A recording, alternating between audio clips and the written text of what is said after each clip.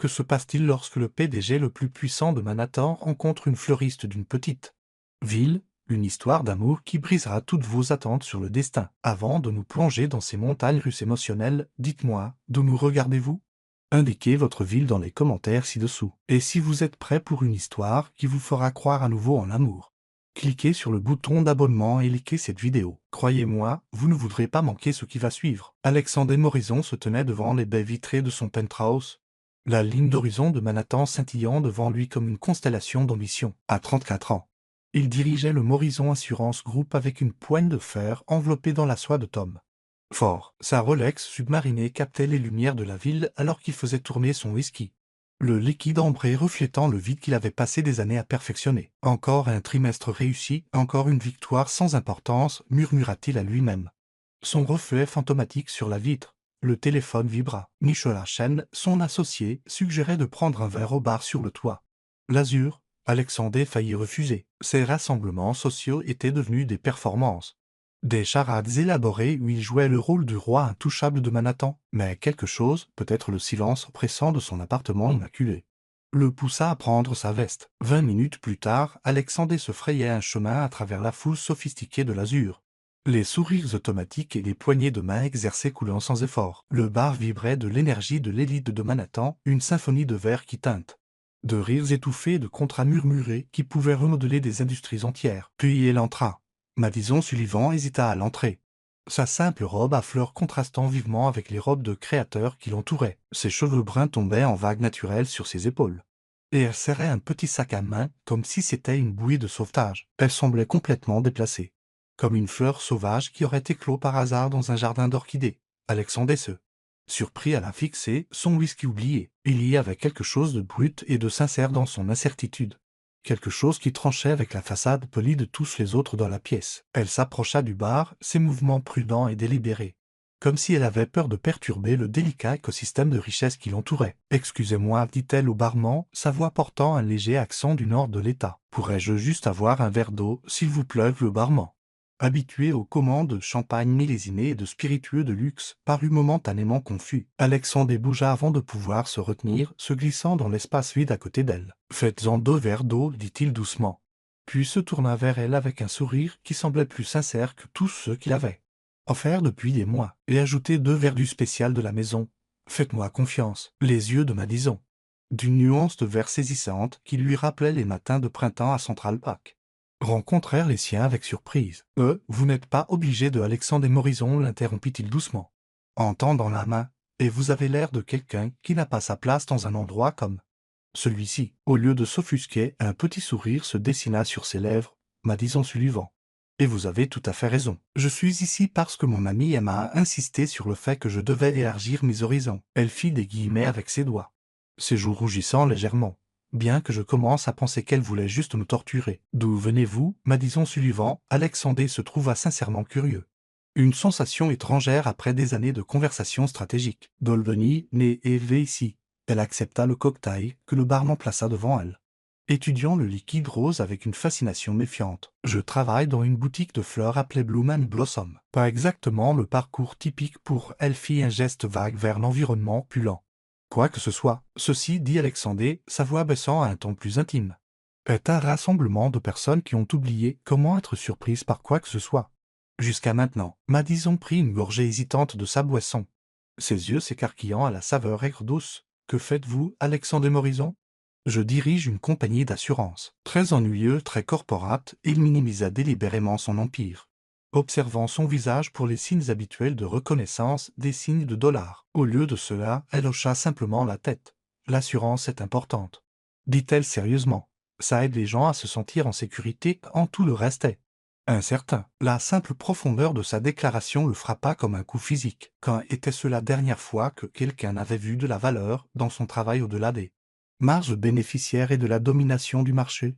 Ils parlèrent pendant 2 heures. Des feuilles d'automne d'Albany, de la façon dont les fleurs pouvaient égayer même les jours les plus sombres, des rêves différés, des chemins non empruntés. Alexandre se surprit à partager des histoires de son enfance, des souvenirs qu'il avait enfouis sous des couches de conditionnement d'école de commerce et de succès d'entreprise. « Je devrais y aller, dit finalement Madison en regardant son téléphone. Il se fait tard, et je dois ouvrir la boutique demain. » Ne partez pas. Le mot s'échappa avant qu'Alexandre ne puisse le retenir, brute et honnête. Je veux dire, aimeriez-vous voir la ville sous une perspective différente? J'ai un endroit à proximité avec une vue qui pourrait changer votre façon de voir Manhattan. Madison étudia son visage, cherchant quelque chose qu'elle ne pouvait pas tout à fait nommer. Ce qu'elle y trouva la fit hocher lentement la tête. D'accord, Alexandre et Morison. Montrez-moi votre perspective, alors qu'ils quittaient l'azur ensemble. Alexandre aperçut l'expression choquée de Nicholas Chen de l'autre côté de la pièce. Il n'avait jamais quitté un événement plus tôt. Et certainement jamais avec une femme qui ne faisait pas partie de leur cercle social. Soigneusement sélectionnée, mais en marchant à côté de Madison Sullivan. En la regardant s'émerveiller des lumières de la ville alors qu'il sortait dans la rue, Alexandre ressentit quelque chose qu'il avait oublié exister, l'anticipation du lendemain. Que se passerait-il lorsque le cœur le plus gardé de Manhattan rencontrerait quelqu'un qui croyait? Encore à l'émerveillement, l'ascenseur menant au penthouse d'Alexandre donnait l'impression de monter dans un autre monde. Madison se tenait à côté de lui, très consciente du doux bourdonnement des machines coûteuses et du parfum subtil de son eau de Cologne, quelque chose de propre et de sophistiqué qui coûtait probablement plus que son loyer mensuel. Nerveuse, demanda Alexandre, sa voix plus douce qu'elle ne l'avait été au bar, terrifiée. Admis Madison, les surprenant tous les deux par son honnêteté. Ce n'est pas exactement ma soirée habituelle du mardi. Les portes de l'ascenseur s'ouvrirent directement sur son appartement et le souffle de Madison se coupa. L'espace était une étude de luxe discret, des lignes épurées, des couleurs neutres et des œuvres d'art qui appartenaient à des musées. Mais c'est la vue qui l'arrêta complètement, à travers les immenses fenêtres. Manhattan s'étalait comme une boîte à bijoux vivante, chaque lumière une histoire. Chaque bâtiment un rêve. « Oh mon Dieu !» murmura-t-elle, s'avançant vers les fenêtres comme attirée par la gravité. « C'est comme voir le cœur du monde battre. » Alexandre observa sa réaction. Quelque chose de serré dans sa poitrine se desserrant. La plupart des femmes qui entraient dans son appartement commentaient les meubles, l'art, les démonstrations évidentes de richesse. Madison ne voyait que la beauté. « Voudriez-vous du vin ?» offrit-il, se dirigeant déjà vers sa collection à température contrôlée. « Je ne devrais probablement pas, » dit Madison. Puis se détourna de la fenêtre avec un sourire qui fit bégayer son pouls. « Mais je ne devrais probablement pas être ici du tout. » Alors pourquoi commencer à être raisonnable maintenant? Il versa 2 verres d'un Bordeaux qui coûtait plus cher que les mensualités de voiture de la plupart des gens, mais alors qu'il tendait le sien à Madison, le prix semblait sans importance. Elle prit une petite gorgée, fermant les yeux en signe d'appréciation. « C'est incroyable, » dit-elle. « C'est ce que les gens riches boivent à la place des bouteilles à 5 $ de l'épicerie ?» Sa franchise aurait dû être déconcertante, mais Alexandre la trouva rafraîchissante. Quelque chose comme ça. Bien que je commence à penser que vous faites peut-être une meilleure affaire avec vos bouteilles. À 5 $. Pourquoi? Madison s'installa sur son canapé en cuir italien, repliant ses jambes sous elle avec une grâce inconsciente. Parce que vous les buvez probablement avec des gens que vous aimez vraiment. Dans des endroits qui comptent vraiment pour vous. Alexandre s'assit à côté d'elle, veillant à maintenir une distance même si chaque instinct le poussait à se rapprocher. Quand avez-vous partagé pour la dernière fois une bouteille de vin à 5 $, Madison? Elle considéra la question sérieusement. « Il y a 2 semaines. Emma et moi avons partagé une bouteille de Moscato sur son escalier de secours pour célébrer sa promotion au poste de directrice adjointe de la boutique où elle travaille. Nous nous sommes un peu enivrés et avons chanté sur du Taylor Swift jusqu'à ce que son voisin se plaigne. Son sourire était un pur rayon de soleil. La meilleure soirée du mardi que j'ai eue depuis des mois. Parlez-moi de votre vie à Albany. » Se surprit Alexandre à dire. « Parlez-moi de la boutique de fleurs. » Le visage de Madison s'illumina. « Bloom and Blossom est une entreprise familiale depuis 3 générations. Madame Chen, aucune relation avec votre ami, je suppose.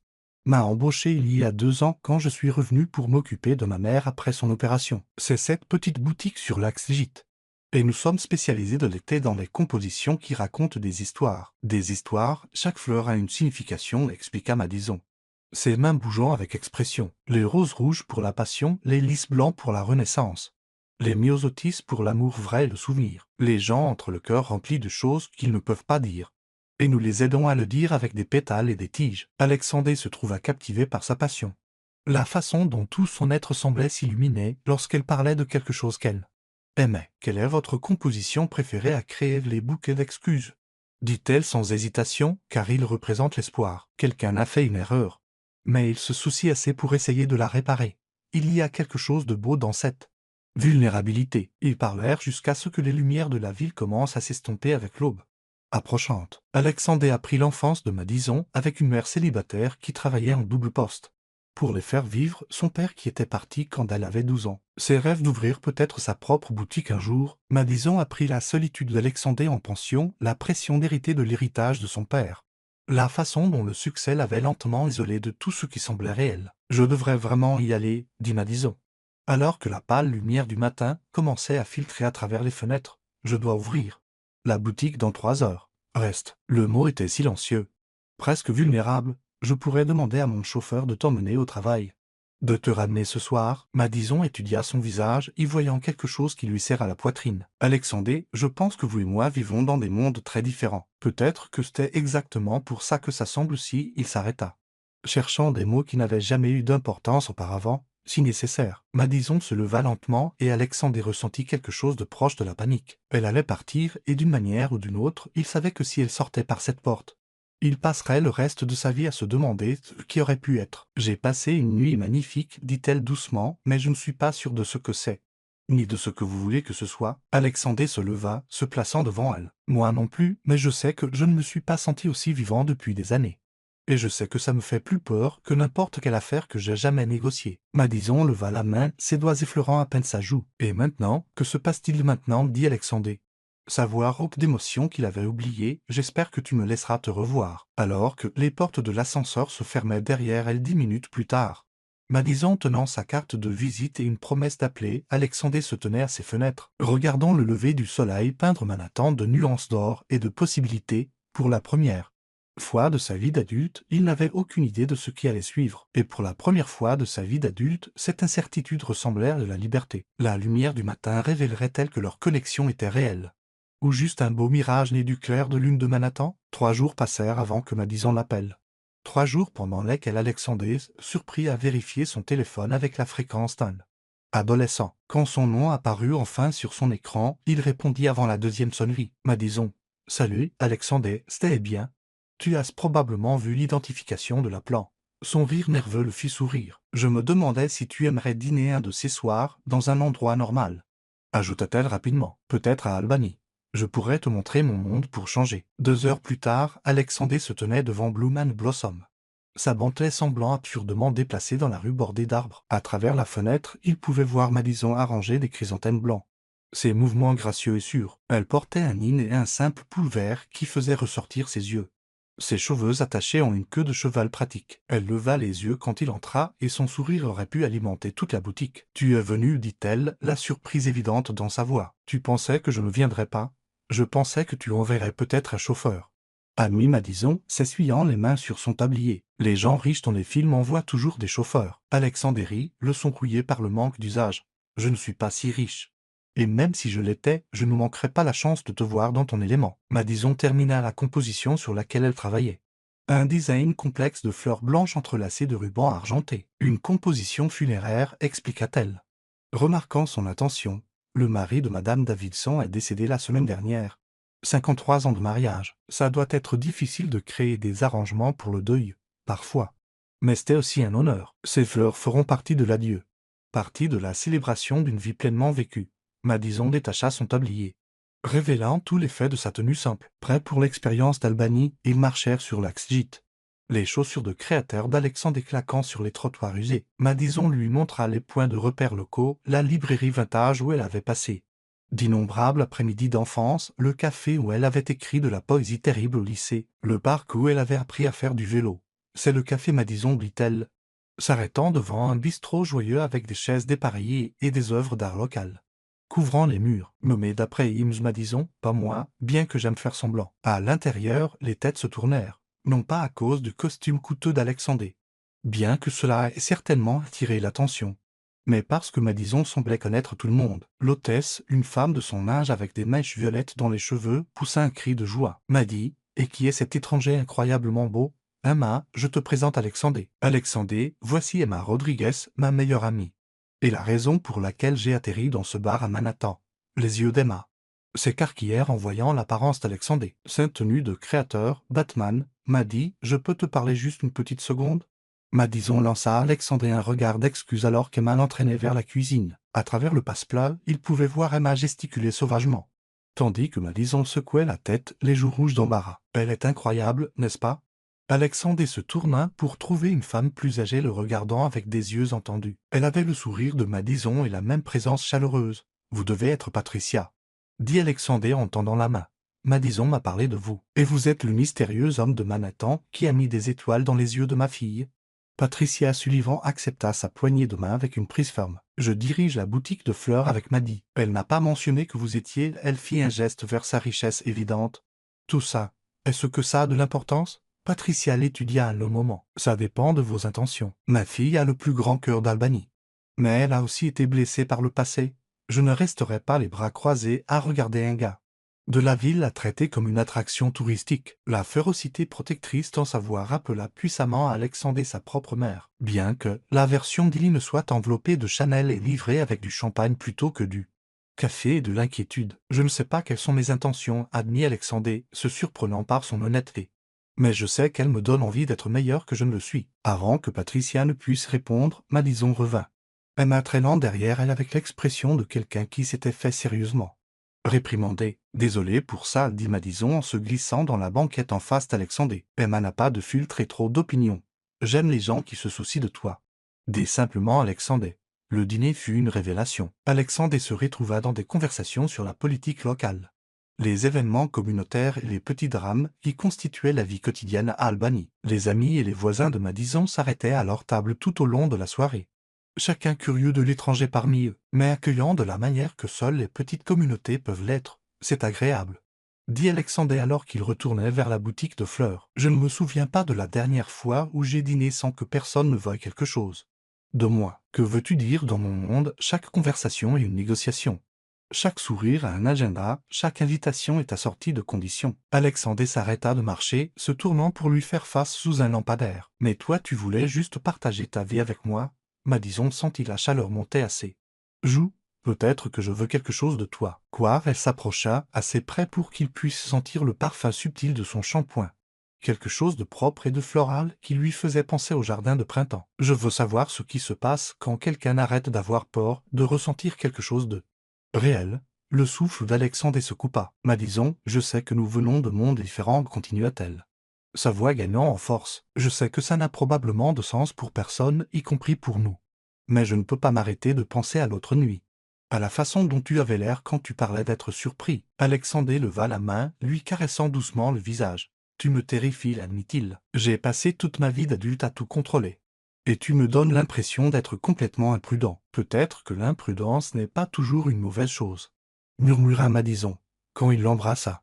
Ce fut avec la tendresse désespérée d'un âme qui avait oublié ce que signifiait espérer. Madison lui rendit son baiser avec tout le courage d'une femme qui avait décidé d'arrêter de jouer la sécurité. Alors qu'ils se séparaient, tous deux essoufflés, Alexandre posa son front contre le sien. « Viens à Manhattan ce week-end. Laisse-moi te montrer mon monde. Vraiment te le montrer.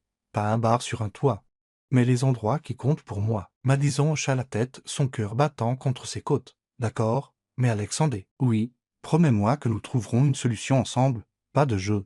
Pas de prétendre être des gens que nous ne sommes pas. » Alexandre la serra plus fort, étonné de voir à quel point elle s'ajustait parfaitement contre lui. « Je te le promets. » Alors qu'il retournait à Manhattan 2 heures plus tard, Alexandre se surprit à sourire au feu rouge, fredonnant avec la radio comme un adolescent avec son premier béguin. Que se passerait-il lorsque le cœur le plus sincère d'Albany entrerait dans le monde des façades soignées et des émotions calculées de Manhattan? Madison arriva à Penn Station le vendredi soir, serrant un petit sac de voyage et essayant de ne pas rester bouche bée devant la masse d'humanité qui affluait autour d'elle. Elle s'était habillée avec soin.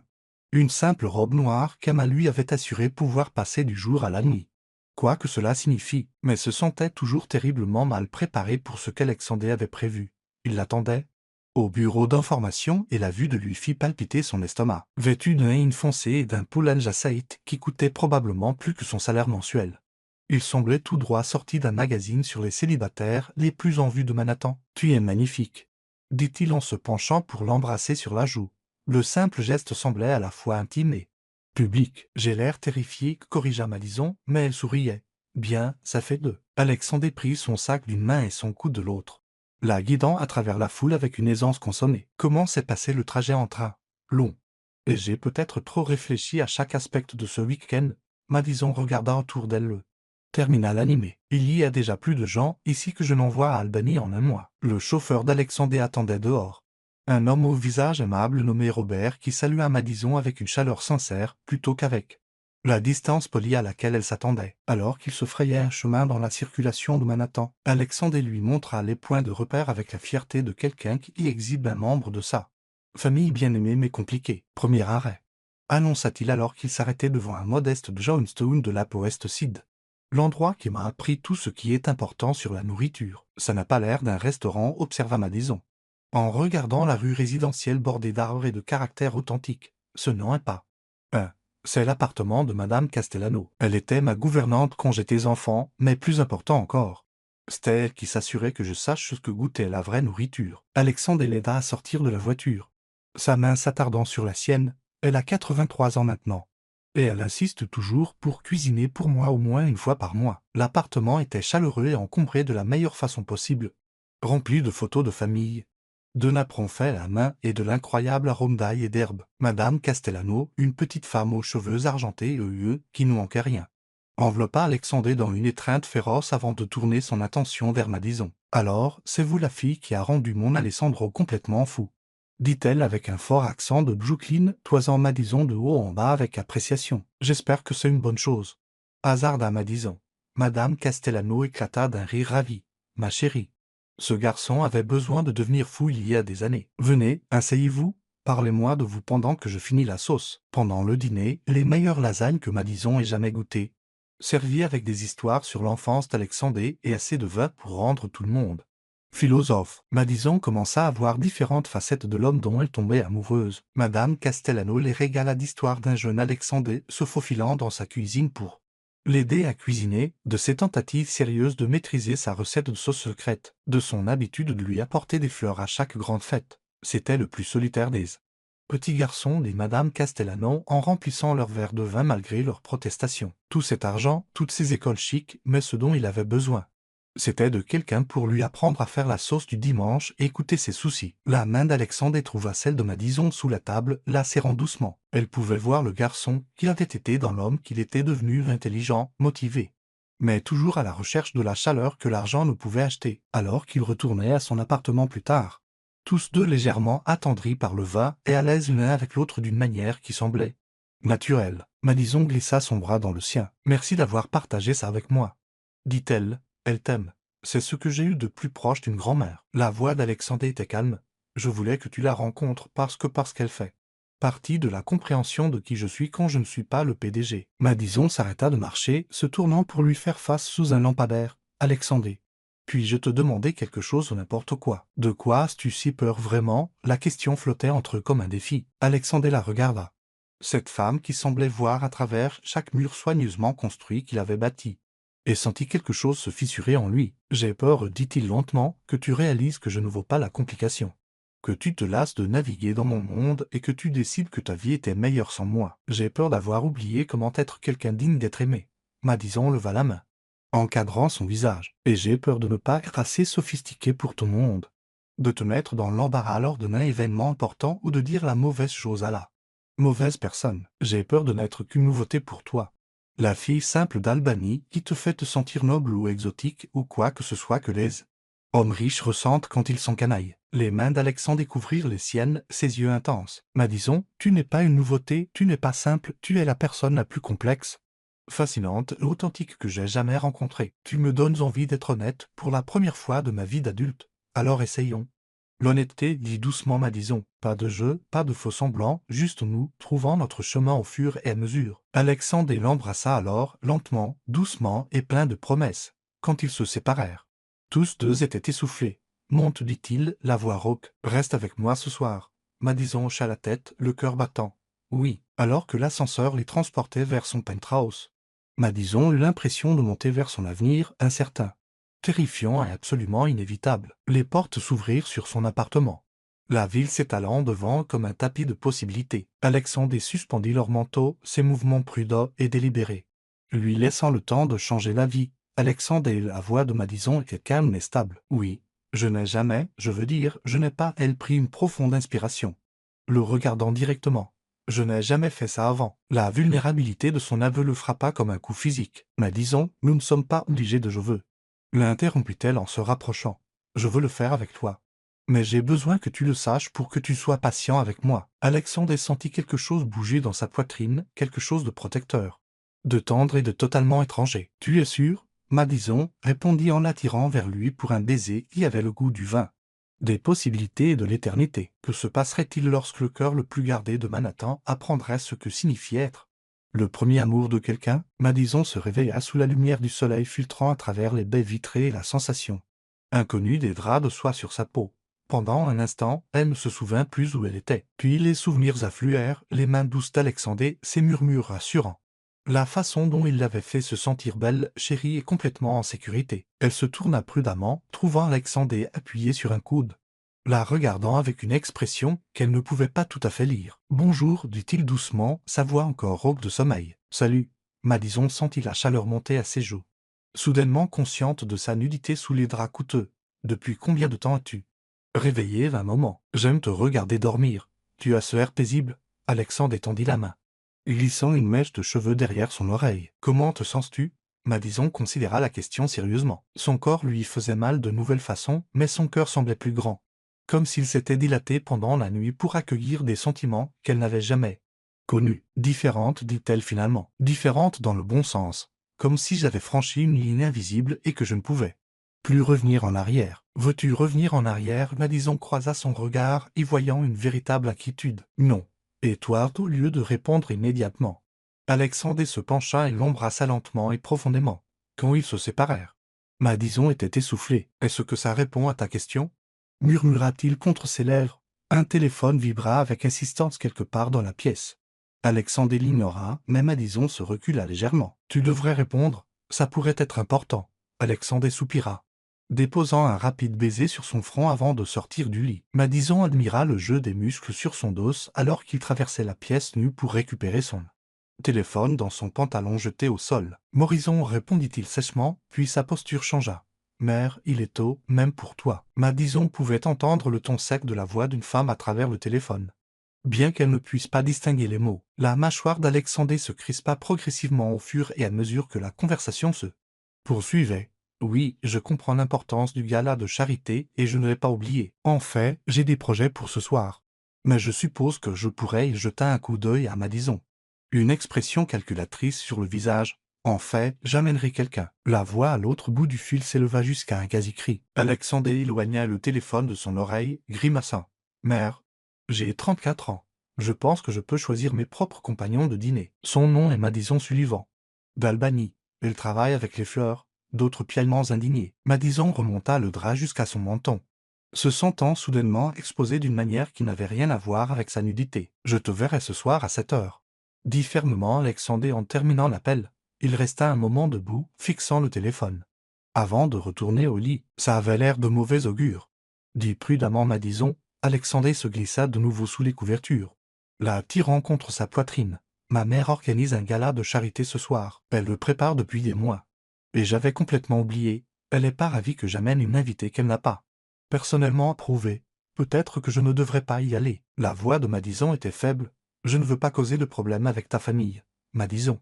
Regarde-moi. » Alexandre lui releva le menton jusqu'à ce que leurs yeux se rencontrent. « Ma mère aura des opinions, peu importe qui j'amène ou non. Son approbation ne vaut pas la peine de prendre des décisions sur ma vie. Mais pas de mais. Tu es importante pour moi. Ça veut dire que tu fais partie de ma vie. » Y compris les parties compliquées. Les bras d'Alexandre se resserrèrent autour d'elle. « D'ailleurs, je veux te montrer. » Madison sentit une bouffée de panique. « Alexandre, je n'ai rien d'approprié pour un gala de charité. Je n'ai pas emporté de vêtements pour des événements de la haute société. Alors nous irons faire du shopping. » Alexandre le dit comme si c'était la chose la plus naturelle du monde. « Je sais exactement où t'emmener. » 2 heures plus tard, Madison se retrouva dans la boutique la plus exclusive qu'elle ait jamais imaginée, entourée de robes qui coûtaient plus que son revenu mensuel. La vendeuse, une blonde très mince nommée Céleste, toisa Madison de haut en bas avec un dédain à peine dissimulé. « Quelle est l'occasion » demanda Céleste à Alexandre, bien que son attention restât fixée sur le simple ineput de Madison. « Gala de charité au Plaza. Elle a besoin de quelque chose d'élégant mais pas tape à l'œil. Quelque chose qui laisse transparaître sa personnalité. » L'expression de Céleste changea. légèrement en traitant la référence au plaza. Clairement, il s'agissait de beaucoup d'argent. Bien sûr. Quelle taille, l'heure suivante fut un tourbillon de tissus et de critiques. Céleste apporta robe après robe, chacune plus élaborée que la précédente, tout en commentant la silhouette de Madison, sa couleur de peau et son adéquation générale à un événement de ce calibre. Ce Valentino pourrait fonctionner si nous pouvions faire quelque chose pour les cheveux, songea Céleste, tournant autour de Madison comme un vautour et un maquillage professionnel. Évidemment, le teint est difficile, mais nous pouvons y travailler. Madison s'aperçut dans le miroir à 3 faces, drapée dans une robe bordeaux qui lui donnait l'impression de jouer à se déguiser dans la vie de quelqu'un d'autre, et sentit quelque chose en elle se rétracter. « Excusez-moi, dit-elle doucement en descendant de la plateforme. J'ai besoin d'un moment. » Elle se dirigea rapidement vers l'arrière du magasin, passant devant des portants de vêtements qui coûtaient plus cher que les voitures de la plupart des gens, et se retrouva dans un petit salon. Alexander apparut quelques instants plus tard, l'inquiétude gravée sur ses traits. « Qu'est-ce qui ne va pas ?» Madison s'affaissa sur une chaise en velours, soudainement épuisée. « Je ne peux pas faire ça, Alexander. Je ne peux pas prétendre être quelqu'un que je ne suis pas. Que veux-tu dire ?»« Regarde-moi. » Madison fit un geste vers la robe coûteuse. « Ce n'est pas moi. Ces vêtements, cet endroit. Cette femme qui me traite comme une poupée qu'elle doit réparer. C'est ton monde. Et je n'y ai pas ma place. » Alexander s'agenouilla devant sa chaise, prenant ses mains dans les siennes. « Madison, tu n'as pas besoin de changer qui tu es, je ne veux pas que tu le fasses. Mais ta mère devra accepter que je suis amoureux d'une femme qui porte des boucles d'oreilles à 5 dollars et qui connaît la signification de chaque fleur. » Les mots d'Alexander flottaient dans l'air entre eux, les choquant tous les deux par leur intensité. Le souffle de Madison se coupa. « Tu es amoureux de moi ?» Alexander sembla aussi surpris qu'elle. « Oui, je le suis, complètement. Terriblement amoureux de toi. » Madison sentit les larmes lui monter aux yeux. « Je t'aime aussi, mais j'ai peur. Alexander, j'ai peur que s'aimer ne suffise pas si nous ne trouvons pas un moyen de faire correspondre nos mondes. » Alexander se leva, l'attirant sur ses pieds. « Alors trouvons une autre robe.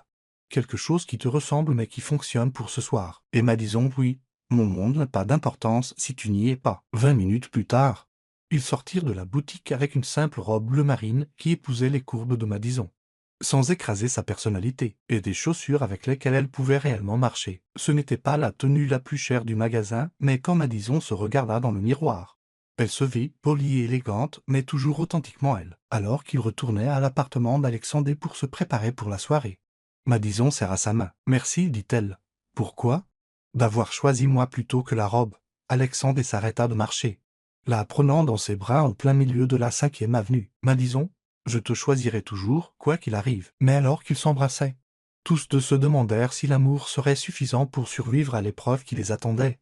Au gala de ce soir, que se passerait-il lorsque le cœur le plus sincère d'Albany affronterait les yeux les plus critiques de Manhattan? La grande salle de bal de l'Hôtel Plaza s'étillait comme dans un conte de fées.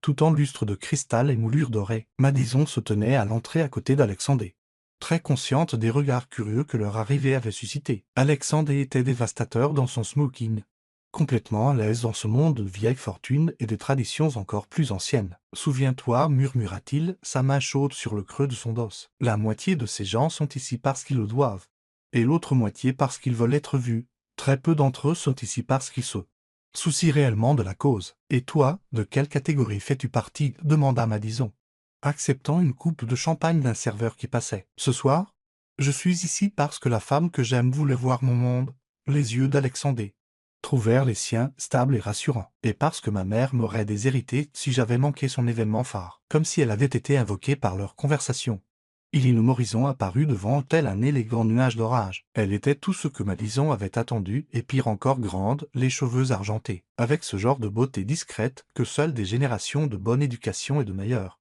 soins de la peau peuvent produire. Sa robe coûtait probablement plus cher que la voiture de Madison. « Alexander, chérie. » Illinois embrassa l'air près de la joue d'Alexander, ses yeux vifs ne quittant jamais le visage de Madison. « Et vous devez être mademoiselle Sullivan. »« Madame Morrison, c'était un plaisir de vous rencontrer. » Madison tendit la main, fière que sa voix reste stable malgré son cœur battant. La poignée de main d'Illinois était précisément calibrée, assez ferme pour reconnaître la présence de Madison, assez brève pour indiquer son importance relative. « Albany, je vois, comme c'est pittoresque. Et vous travaillez avec les fleurs. Je suis désigné floral chez Bloom and Blossom, » dit Madison en relevant légèrement le menton. « Nous sommes spécialisés de l'été dans les compositions qui racontent des histoires, comme cette. » Intéressant. Le ton d'Illinois suggérait tout le contraire. « Alexander, J'espère bien que vous présenterez Mademoiselle Sullivan à Victoria Ratwell. Elles ont tellement de choses en commun. Avant que l'un ou l'autre ne puisse répondre, il ne s'éloigna, laissant dans son sillage un parfum coûteux et une menace subtile. La mâchoire d'Alexandre était tendue de colère. « Elle te met à l'épreuve, dit-il doucement. Victoria Ratwell est la reine des pestes de la société de Manhattan, devina Madison. Oui. Je m'en doutais, c'est bon, Alexandre. Je savais que ce ne serait pas facile. Mais au fur et à mesure que la soirée avançait, Madison commença à comprendre que pas facile était un énorme euphémisme. Victoria Ratwell s'avéra être une brune stupéfiante à l'esprit acéré. Et avec ce genre de cruauté désinvolte qui ne vient que d'une vie de privilèges incontestés. Madison, quel nom unique! Ronronna Victoria en s'approchant de près des tables de l'enchère silencieuses, si américain. Et cette robe Nordstrom, en fait, nous l'avons trouvée dans une boutique sur la 5e avenue. Répondit Madison calmement. Bien qu'elle sente ses joues rougir. Comme c'est charmant. J'adore la mode accessible. Le sourire de Victoria était tout en dents et sans chaleur. Alexandre, chérie.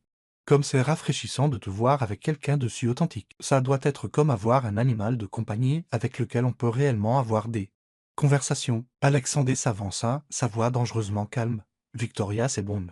L'interrompit Madison en posant une main douce sur son bras. Elle se tourna vers Victoria avec un sourire qui atteignait ses yeux. Vous savez, Victoria, je pense que vous avez raison sur le fait que l'authenticité est rafraîchissante. À Albany, nous avons un dicton, on peut toujours juger la grandeur d'une personne à la façon dont elle traite ce qu'elle pense ne pas pouvoir l'aider. Merci de vous être rendu si clair. Le sourire parfait de Victoria vacilla un instant avant de se remettre en place. Comme cette rustique, si vous voulez bien m'excuser, je vois quelqu'un qui vaut la peine de parler. Alors que Victoria s'éloignait, Alexandre fixa Madison avec une admiration proche de l'émerveillement. C'était probablement une erreur, termina Madison, soudainement dégonflée. J'aurais dû simplement sourire et l'ignorer. C'était parfait, corrigea fermement Alexandre. C'était toi, étant exactement qui tu es.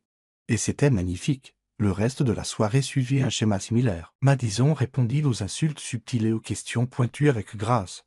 Mais elle sentait le poids du jugement constant l'épuiser. Elle était l'étrangère, la curiosité, la femme qui n'avait clairement pas sa place dans ce monde raréfié. Pendant le dîner, elle se retrouva assise entre un gestionnaire de fonds spéculatifs qui ne parlait que de son yacht, et une femme du monde qui la bombardait de questions de plus en plus indiscrètes sur son passé. Alexandre, assis en face d'elle entre deux femmes qui trouvaient sans cesse des excuses pour toucher son bras, observait puissant Madison naviguer conversation après conversation, conçue pour la faire se sentir inadéquate. « Alors votre père a abandonné la famille ?» demanda Priscilla Vandenberg, une femme dont le botox rendait l'expression émotionnelle physiquement impossible, comme cette tragique. « Je suppose que cela explique votre attachement aux hommes plus âgés et riches. » La fourchette de N 1 000 100 000 s'arrêta à mi-chemin de sa bouche. Autour d'eux, la conversation continuait.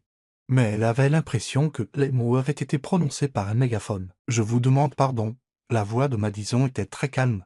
« Ne vous offensez pas. Ma chère, c'est assez courant, vraiment. Les filles de milieu modeste qui cherchent des figures paternelles chez des hommes qui ont réussi. C'est tout à fait naturel. » La chaise d'Alexandre racla le sol alors qu'il se levait brusquement. « Priscilla, je pense que vous avez eu assez de vin pour ce soir. Alexandre, chérie. Je ne faisais que la conversation. Vous étiez délibérément cruel envers quelqu'un qui ne vous a montré que de la courtoisie. » La voix d'Alexandre porta assez clairement pour que les conversations voisines s'interrompent. « Madison, veux-tu prendre l'air ?» Madison hocha la tête, ne faisant pas confiance à sa voix, alors qu'il se dirigeait vers la terrasse de la salle de bal. Elle était très consciente des murmures qui suivaient dans leur sillage. Dehors, l'air frais d'octobre était un soulagement après l'atmosphère étouffante de la salle de bal. Madison s'agrippa à la balustrade en pierre, regardant Central Park sans vraiment le voir. « Je suis désolé, dit doucement Alexandre. J'aurais dû te prévenir à quel point il pouvait être vicieux. » « Non. C'est moi qui suis désolé. » Madison se tourna pour lui faire face. Ses yeux brillants de larmes m'ont versé. « Je te mets dans l'embarras. Tout le monde là-dedans se demande ce que tu fais avec la fille d'Albany qui ne sait pas quelle fourchette utiliser pour le poisson. Mais disons, peut-être qu'ils ont raison, continua-t-elle, sa voix gagnant en force. Peut-être que je cherche une figure paternelle. Peut-être que tout ça n'est qu'une compensation psychologique pour Alexandre la coupa en la prenant dans ses bras, l'embrassant avec une intensité désespérée. Quand ils se séparèrent, tous deux étaient essoufflés. « Arrête !» dit-il fermement. « Arrête de les laisser empoisonner ce que nous avons. Tu ne me mets pas dans l'embarras. Tu n'es pas un cas d'étude triste sur les problèmes avec le père. Tu es la personne la plus forte est la plus authentique de cette pièce et chacun d'entre eux le sait. C'est pourquoi ils se sentent si menacés. Madison scruta son visage, cherchant le moindre signe de doute ou de pitié. Au lieu de cela, elle ne trouva qu'une protection féroce et une certitude inébranlable. « Tu es sûr de ça ?» demanda-t-elle doucement. « De nous ?»« Parce que je ne pense pas pouvoir supporter beaucoup plus de soirées comme celle-ci. » Alexandre lui caressa doucement le visage. « Je n'ai jamais été plus sûr de quoi que ce soit dans ma vie, Madison. Tu me donnes envie d'être digne de toi, tu me donnes envie de construire une vie qui a du sens. Pas seulement une qui a l'air impressionnante de l'extérieur. Mais ton monde devra s'adapter ou me perdre, termina fermement Alexandre. Ce n'est pas toi qui dois changer. » Madison se sont eux, alors qu'il se préparait à retourner dans la salle de bal. Madison sentit quelque chose changer dans sa poitrine. Elle avait toujours peur, toujours incertaine de la façon de naviguer dans le monde compliqué d'Alexandre. Mais elle n'était plus disposée à s'excuser d'être elle-même. « Alexandre, oui, la prochaine fois. Préviens-moi pour la fourchette à poisson. » Son rire traversa la terrasse, plat de soulagement, d'amour et de promesses. Que se passerait-il lorsque les attentes les plus traditionnelles de Manhattan entreraient en collision avec un amour qui refusait d'être conventionnel? 2 semaines après le gala, Alexandre était assis dans son bureau d'angle, censé examiner les rapports trimestriels. Au lieu de cela, il se surprit à fixer son téléphone, attendant le texto de Madison pendant sa pause déjeuner comme un adolescent avec son premier dégât. Leur relation s'était installée dans un rythme, les week-ends ensemble, les appels téléphoniques quotidiens et le courant sous-jacent constant de la planification d'un avenir que ni l'un ni l'autre ne savait vraiment comment définir. Un coup sec interrompit ses pensées. Nicholas Chen entra sans attendre la permission, se laissant tomber dans le fauteuil en face du bureau d'Alexandre avec la familiarité d'une amitié de 15 ans. « Tu as une sale mine » observa Nicholas, étudiant le visage d'Alexandre avec inquiétude. « Quand as-tu dormi pour la dernière fois ?»« Je dors bien » mentit Alexandre, sachant que sa préoccupation pour Madison était écrite sur ses traits. Il avait travaillé 18 heures par jour, essayant de libérer son emploi du temps pour des week-ends plus loin à Albany. Et l'épuisement commençait à se voir. « C'est ça. Et je suppose que ton intérêt soudain pour l'arrangement floral est purement académique. » Nicholas fit un geste vers le petit vase de roses blanches sur le bureau d'Alexandre. La dernière création de Madison, livrée ce matin-là avec un mot sur les nouveaux départs. Le sourire d'Alexandre fut involontaire. Elle dit que les roses blanches représentent un nouvel amour et de nouveaux départs. Apparemment, elle m'éduque sur le langage des fleurs. « Alexandre, nous devons parler. » Le ton de Nicholas changea, devenant sérieux d'une manière qui aiguisa l'attention d'Alexandre. « À propos de Madison. » Sullivan, quoi à son sujet? Nicholas sortit un dossier en manille, le posant soigneusement sur le bureau entre eux. « J'ai fait vérifier ses antécédents. » Le sang d'Alexandre se glaça. « Tu as fait quoi? » « C'est le protocole standard quand quelqu'un s'approche de toi, tu le sais. Ton équipe de sécurité l'a recommandé après le gala. Il y avait des photos, des spéculations dans les pages mondaines sur qui elle était et d'où elle venait. » Alexandre fixa le dossier comme s'il contenait quelque chose de radioactif. « Je t'avais dit que je ne voulais pas que l'on enquête sur elle, et je t'ai ignoré parce que quelqu'un doit protéger tes intérêts. » Nicholas se pencha en avant, son expression sincère. « Alexandre, elle est clean, complètement. Absolument clean. Pas de casier judiciaire. Pas de dette au-delà de prêts étudiants qu'elle rembourse de manière responsable. Pas de fréquentation douteuse. Elle est exactement ce qu'elle semble être. Alors quel est le problème ?» Nicholas ouvrit le dossier, révélant des photographies et des documents qui nouèrent l'estomac d'Alexandre. « Le problème, c'est ce qui n'est pas là-dedans. Son père, Daniel Sullivan, a disparu quand elle avait 12 ans. Pas abandonné. Disparu. Il n'y a aucune trace de procédure de divorce. Pas de certificat de décès. Pas d'adresse de réexpédition. Il a juste disparu. » Alexandre sentit quelque chose de froid s'installer dans sa poitrine. « Les gens quittent leur famille tout le temps, Nicholas. Pas comme ça. Daniel Sullivan était un petit entrepreneur avec des dettes de jeu. Des dettes de jeu importantes. Le genre qui fait disparaître les gens de façon permanente. » Nicholas sortit un rapport de police. « Patricia Sullivan a déposé un avis de recherche 6 mois après son départ. Il n'a jamais été résolu. Que suggères-tu? » « Je ne suggère rien. Je te dis que Madison Sullivan a vécu un traumatisme qu'elle ne comprend. Peut-être même pas entièrement. Son père ne les a pas seulement abandonnés. Il a disparu dans des circonstances qui suggèrent qu'il a soit choisi de disparaître complètement, soit qu'il y a été forcé. » Alexandre étudia les documents, son esprit s'emballant. Madison avait mentionné le départ de son père, mais elle n'était jamais entrée dans les détails.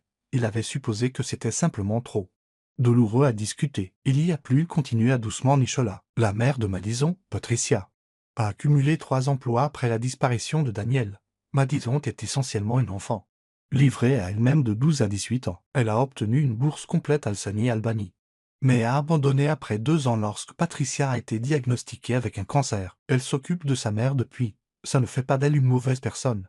Nicholas, ça la rend remarquable. Je ne remets pas en question son caractère. Je me demande si tu comprends à quoi tu as affaire. Madison Sullivan était la responsable, la soignante, celle qui arrange les choses. Toute sa vie d'adulte, elle est attirée par quelqu'un comme toi parce que tu représentes la sécurité et la stabilité d'une manière qu'elle n'a jamais connue. Alexandre se leva brusquement, arpentant la pièce jusqu'à ses fenêtres. Tu suggères qu'elle m'utilise. Je suggère qu'elle ne connaît peut-être pas la différence entre l'amour et la gratitude. Entre te vouloir et vouloir ce que tu représentes. La voix de Nicholas était douce mais insistante. Alexandre, je t'ai vu construire des murs autour de toi pendant des années. La première femme qui s'approche assez pour compter. Et il se trouve qu'elle a un passé qui se lit comme un cas d'école pour quelqu'un qui cherche un sauveur. Sors. Alexandre sort de mon bureau. Maintenant, la voix d'Alexandre était mortellement calme. Et si j'apprends que tu as partagé ces informations avec qui que ce soit d'autre? Notre partenariat est terminé. Nicholas se leva lentement, laissant le dossier sur le bureau. J'espère que je me trompe. Pour vous deux, j'espère que je me trompe. Après le départ de Nicholas, Alexandre resta seul dans son bureau, fixant le dossier en manille comme s'il contenait une bombe. Tout ce qui s'y trouvait était probablement vrai. L'enfance de Madison, la disparition de son père, ses années de responsabilité et de sacrifice. Mais l'interprétation de Nicholas ressemblait à une trahison de tout ce qu'Alexandre savait de la femme qu'il aimait. Son téléphone vibra. Un texto de Madison. Pause déjeuner. Madame Chen m'a laissé créer une nouvelle composition. Aujourd'hui, des roses jaunes pour l'amitié et des rouges pour la passion.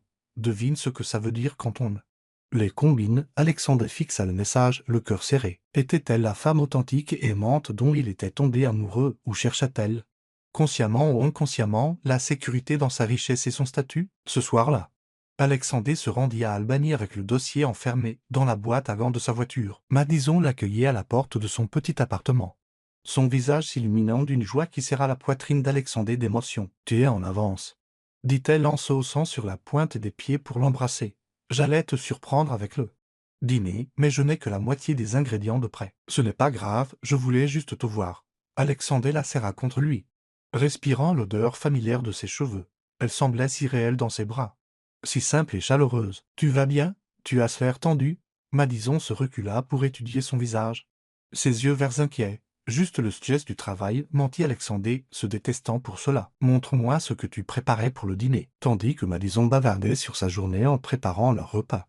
Des pâtes aux légumes de son petit balcon, Alexandre se surprit à l'étudier avec de nouveaux yeux. Sa joie de le voir était-elle sincère ou était-elle influencée par ce qu'il représentait? Quand elle parlait de vouloir ouvrir sa propre boutique de fleurs un jour, était-ce un rêve ou un plan d'affaires? Alexandre, qu'est-ce qui ne va pas? Madison se détourna de la cuisinière, cuillère en bois à la main, le fixant d'un regard direct. Tu me regardes comme si j'allais disparaître depuis que tu es arrivé. L'ironie de ces mots le frappa comme un coup physique. Madison, parle-moi de ton père. Son visage se figea. Quoi à son sujet? Tu as dit qu'il était parti quand tu avais 12 ans. Qu'est-ce qui s'est passé exactement? Madison posa la cuillère avec soin, ses mouvements précis et contrôlés. Pourquoi demandes-tu ça? Parce que je veux te comprendre. Parce que ça fait partie de qui tu es et j'aime qui tu es. Madison resta silencieuse un long moment, remuant la sauce des pâtes avec une attention superflue. Il avait des problèmes, dit-elle finalement. Des problèmes de jeu. Maman a essayé de l'aider, de le faire entrer en traitement, mais il disait qu'il allait tout arranger. Il disait qu'il avait trouvé un moyen de payer ses dettes et de repartir à zéro. Et ensuite, il est parti au travail un matin et n'est jamais rentré. La voix de Madison était factuelle, mais Alexandre pouvait voir la vieille douleur dans la posture de ses épaules. Maman a déposé une plainte à la police, mais ils ont dit qu'il avait probablement juste décidé de recommencer ailleurs. Ça arrive plus souvent qu'on ne le pense. Penses-tu que c'est ce qui s'est passé? Madison se tourna pour lui faire face complètement, et Alexandre vit quelque chose dans ses yeux qui lui fit honte de ses doutes. Je pense que mon père était un homme bon qui a fait de mauvais choix et qui s'est retrouvé à court d'options. Je pense qu'il nous aimait assez pour disparaître plutôt que de nous mettre en danger. Et je pense que tu demandes ça parce que quelqu'un t'a dit quelque chose qui t'a fait douter d'eux. Moi, Alexandre eut l'impression qu'elle avait atteint son cœur et l'avait serré. Madison qui était ceux de ton associé de ta mère? Quelqu'un a fait une enquête sur moi. N'est-ce pas? La douleur dans sa voix était pire que la colère ne l'aurait été. Alexandre voulait le nier, mentir, la protéger de la laideur de la suspicion par défaut de son monde. Au lieu de cela, Il se surprit à hocher la tête. Nicholas a fait faire une vérification des antécédents. Protocole de sécurité standard pour quiconque s'approche de moi. Madison le fixa un long moment. Puis éteignit les feux de la cuisinière avec une précision mécanique. Je vois. Et qu'a révélé ton enquête? Suis-je une croqueuse de diamants? Une arnaqueuse? Juste une fille brisée qui cherche un substitut paternel, Madison? Non, parce que laisse-moi t'épargner des ennuis, Alexandre. Oui, mon père a disparu dans des circonstances suspectes. Oui. J'ai passé ma vie d'adulte à m'occuper de ma mère et à mettre les besoins de tout le monde avant les miens. Oui, je suis attiré par ta force et ta capacité à régler les choses. La voix de Madison gagna en intensité tandis qu'elle parlait. Mais si tu penses que ça veut dire que je ne t'aime pas pour qui tu es, si tu penses que je suis une sorte de vampire émotionnel qui se nourrit de ta sécurité, alors tu ne me connais pas du tout. Alexandre sentit la panique monter dans sa poitrine. Ce n'est pas ce que je pense, n'est-ce pas? Madison croisa les bras. Et Alexandre réalisa qu'elle se protégeait de lui. Dis-moi, Alexandre, en ce moment même, as-tu confiance que je t'aime, pas ton argent, pas ta capacité à résoudre les problèmes, pas la sécurité que tu représentes, mais toi. Alexandre ouvrit la bouche pour dire oui, puis la referma. Le doute que Nicholas avait semé était toujours là. Une petite graine d'incertitude qui empoisonnait sa certitude. Madison hocha la tête, comme si son silence avait répondu à sa question. Je pense que tu devrais partir. Madison, s'il te plaît. J'ai dit pars, Alexandre. J'ai besoin de réfléchir. Et tu dois décider quel genre d'homme tu veux être. Quelqu'un qui fait confiance à l'amour ou quelqu'un qui engage les enquêteurs pour le vérifier. Alors qu'Alexandre retournait à Manhattan cette nuit-là, les derniers mots de Madison résonnaient dans son esprit. Le dossier d'enquête était posé, non ouvert, à côté de lui. Plein de faits qui avaient d'une manière ou d'une autre obscurci la seule vérité qui comptait. Il l'aimait et elle l'aimait. Mais était-ce suffisant pour surmonter le doute dont son monde l'avait infecté? Que se passerait-il lorsque l'amour entrerait en collision avec le besoin de certitude? 3 jours de silence s'étirèrent entre Manhattan et Albany comme un gouffre. Alexandre se jeta dans le travail avec l'intensité désespérée de quelqu'un qui essaie d'échapper à ses propres pensées. Mais chaque rose blanche qu'il croisait dans la rue lui faisait penser aux mains douces de Madison, arrangeant des fleurs, tandis qu'elle fredonnait inconsciemment. Nicholas avait essayé de s'excuser 2 fois. Les 2 fois rencontrant la froide courtoisie professionnelle d'Alexandre qui était d'une certaine manière plus dévastatrice que la colère. Illinois Morrison avait appelé pour exprimer sa satisfaction que la situation d'Albany semblait s'être résolue. Victoria Ratwell avait envoyé un texto suggérant un dîner et du réconfort qui donnèrent la chair de poule à Alexandre. Rien de tout cela n'avait d'importance. La seule chose qui comptait était le souvenir du visage de Madison quand elle lui avait demandé s'il faisait confiance à son amour et le terrible silence qui avait suivi. Le jeudi soir, Alexandre était assis dans son penthouse, fixant le dossier en manie qui avait tout détruit. Il l'avait lu une 12aine de fois, mémorisant chaque détail de l'enfance difficile de Madison. Ses sacrifices, sa force tranquille. Les faits peignaient le portrait d'une femme qui avait été forcée de grandir trop vite, qui avait appris à être responsable de tout le monde autour d'elle. Il peignait aussi le portrait de la femme dont il était tombé amoureux, authentique, attentionnée, plus forte qu'elle ne le savait. Son téléphone sonna. Le nom de Patricia Sullivan apparut sur l'écran et le cœur d'Alexandre s'arrêta. « Madame Sullivan, monsieur Morrison ?» La voix de Patricia était cassante de colère à peine contenue. « Je pense que nous devons parler. Madison va bien? » « Non, elle ne va pas bien. Elle pleure depuis 3 jours et quand ma fille pleure. Je veux savoir pourquoi. » La fureur protectrice de Patricia traversa le téléphone comme une force physique. « Elle ne veut pas me dire ce qui s'est passé, mais je ne suis pas stupide. C'est à cause de vous. » Alexandre ferma les yeux, la culpabilité s'installant dans son estomac comme du plomb. « Madame Sullivan, je non. Vous écoutez. Je ne sais pas quel genre d'homme vous êtes, monsieur Morrison. Je ne sais pas si vous êtes assez bien pour ma fille. Ou si vous n'êtes qu'un autre riche héritier qui joue avec un jouet qu'il jettera quand il s'en lassera, mais je connais Madison, et je sais qu'elle ne donne pas son cœur facilement. Je ne lui ferai jamais de mal intentionnellement. Mais vous lui avez fait du mal. » L'interrompit Patricia. « Intentionnellement ou non, vous lui avez brisé le cœur. Et maintenant je dois savoir si vous prévoyez de réparer ça ou si je dois l'aider à tourner la page. » La question abrupte flottait dans l'air comme un défi. Alexandre se surprit à penser au rire de Madison, à la façon dont elle s'illuminait quand elle parlait de fleurs, au sentiment de justesse quand elle était dans ses bras. « Je l'aime, me dit-il doucement. Je l'aime et j'ai fait une terrible erreur. L'amour ne suffit pas si vous n'y faites pas confiance, dit Patricia, sa voix s'adoucissant légèrement. Madison a été blessée auparavant, monsieur Morrison, pas sentimentalement. Elle n'a jamais laissé personne s'approcher assez pour ça. Mais elle a appris très tôt que les gens partent, que la sécurité est temporaire, qu'elle ne peut compter que sur elle-même. son père, entre autres. La disparition de Daniel lui a appris que même les gens qui vous aiment peuvent disparaître sans avertissement. Elle a passé sa vie d'adulte à être prudente, responsable, à être celle qui reste. Patricia fit une pause. Vous étiez la première personne qui lui a donné l'impression d'être assez en sécurité pour être imprudente. Si vous avez détruit ça, Alexandre sentit quelque chose se briser dans sa poitrine. Que puis-je faire? Découvrez, si vous aimez Madison Sullivan, assez pour vous battre pour elle. Parce que c'est ce qu'il faudra faire. Se battre pour elle. Se battre pour ce que vous avez ensemble. Se battre contre chaque voix qui vous dit de jouer la sécurité. La voix de Patricia devint féroce. Ma fille vaut la peine qu'on se batte pour elle. Monsieur Morison, la question est de savoir si vous êtes assez courageux pour le faire. Après que Patricia ait raccroché, Alexandre resta assis dans l'obscurité croissante de son appartement. Comprenant enfin ce qu'il avait perdu, Madison n'était pas seulement la femme qu'il aimait, c'était la personne qui l'avait fait se sentir vraiment vivant pour la première fois de sa vie d'adulte. C'était l'avenir qu'il n'avait jamais su vouloir. Et il avait laissé le cynisme de son monde empoisonner la chose la plus honnête qui lui soit jamais arrivée. Le lendemain matin, Alexandre fit quelque chose qu'il n'avait jamais fait dans sa vie professionnelle. Il délégua tout ce qui était urgent, annula tout ce qui n'était pas essentiel, et libéra son calendrier pour un avenir proche. Nicholas le trouva dans son bureau à 7 heures du matin, en train de ranger des objets personnels dans une boîte. « Que fais-tu? Je prends un congé sabbatique. » dit Alexandre sans lever les yeux. « Tu peux gérer le groupe Morison pendant un certain temps. Tu voulais de toute façon plus d'autonomie. » Alexandre. Si c'était à propos de Madison, c'est à propos de moi qui comprends enfin ce qui compte vraiment. Alexandre se redressa, fixant Nicholas d'un regard stable. Tu essayais de me protéger. Je comprends ça. Mais tu me protégeais de la meilleure chose qui me soit jamais arrivée. Et si elle ne te pardonne pas? Alexandre considéra la question sérieusement. Alors j'aurais appris quelque chose sur le coup de ne pas faire confiance à l'amour quand il est réel. Il se rendit à Albany cet après-midi-là, sa banquette chargée de roses blanches. 2 douzaines de compositions qu'il avait commandées à tous les fleuristes haut de gamme de Manhattan. Mais quand il arriva à Bloom and Blossom, il réalisa que le geste était complètement déplacé. Madison n'était pas impressionnée par les étalages coûteux, elle était touchée par l'authenticité. Alors, au lieu des roses, Alexandre entra dans la petite boutique de fleurs en ne portant qu'une seule tulipe blanche qu'il avait achetée à un vendeur de rue de Times Square, imparfaite, simple, honnête.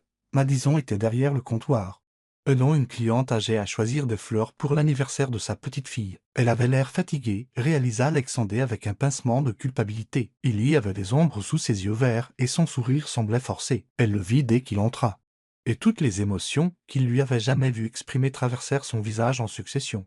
Rapide, surprise, espoir, douleur, colère, amour. « Je suis à vous dans un instant, dit-elle à la cliente.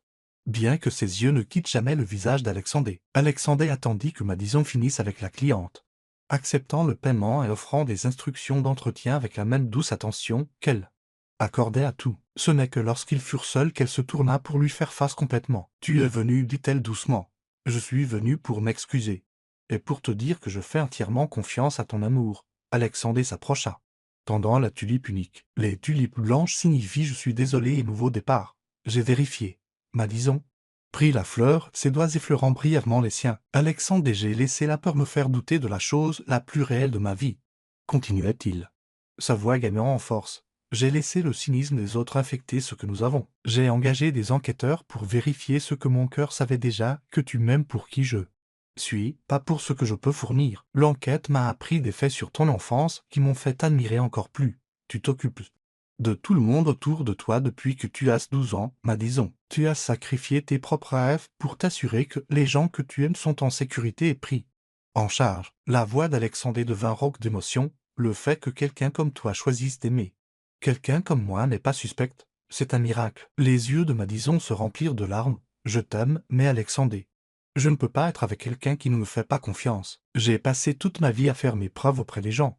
Et je ne peux pas faire ça dans une relation. Je sais, et je ne te le demande pas. » Alexandre mit la main dans sa veste, sortant le dossier en manille qui avait causé tant de dégâts. Sans rompre le contact visuel, il le déchira en deux, puis encore en deux, jetant les morceaux dans la poubelle à côté du comptoir. Plus d'enquête, plus de doute, juste nous, trouvant notre chemin ensemble, comme tu l'as dit. Madison fixa les papiers déchirés, puis son visage. « Et ton monde, ta mère, tes amis, tous ces gens qui pensent que je ne suis pas faite pour toi? Mon monde peut s'adapter ou me perdre, dit fermement Alexandre. Ce n'est pas toi qui dois changer, Madison. C'est moi, je dois devenir le genre d'homme qui est digne d'être aimé par quelqu'un comme toi. Tu l'as déjà, murmura Madison en se rapprochant. Tu l'as déjà, Alexandre. Tu l'avais juste oublié pendant un moment, quand il l'embrassa. C'était comme rentrer à la maison après s'être perdu dans la nature. Madison fondit contre lui, ses bras s'enroulant autour de son cou, la tulipe blanche tombant. Oublié, sur le sol. Tu m'as manqué, murmura-t-elle contre ses lèvres. Tu m'as tellement manqué que ça faisait mal. Plus jamais, promit Alexandre en la serrant plus fort, je ne m'éloignerai plus jamais de ça. Alors qu'ils se tenaient l'un contre l'autre dans la petite boutique de fleurs. Entourés du doux parfum des plantes en croissance et des nouvelles possibilités, tous deux réalisèrent qu'il avait appris quelque chose de crucial sur l'amour. Il ne nécessitait pas seulement de la passion et de la compatibilité, mais le courage d'y faire confiance, même quand le monde offrait des raisons de ne pas le faire. Que se passerait-il maintenant qu'il avait choisi la confiance plutôt que l'apport? Leur amour pourrait-il vraiment combler le fossé entre leurs différents mondes? 2 mois plus tard, Alexandre se retrouva les mains dans le terreau chez Bloom and Blossom, apprenant l'art délicat du rempotage des orchidées sous les instructions patientes de Madison. Il passait 3 jours par semaine à Albany, travaillant à distance et s'intégrant lentement dans la vie quotidienne de Madison. Une pression douce, conseilla Madison, ses mains couvrant les siennes alors qu'il sortait délicatement un système racinaire de son contenant. Les orchidées sont des survivantes. Mais elles sont aussi sensibles. Trop de force et vous endommagerez quelque chose qui ne peut être réparé. Alexandre s'émerveillait de ses mains petites et fortes, avec de minuscules cicatrices dues à des années de travail avec des épines et des outils, infiniment plus belles à ses yeux que toute la perfection manucurée qu'il avait connue auparavant.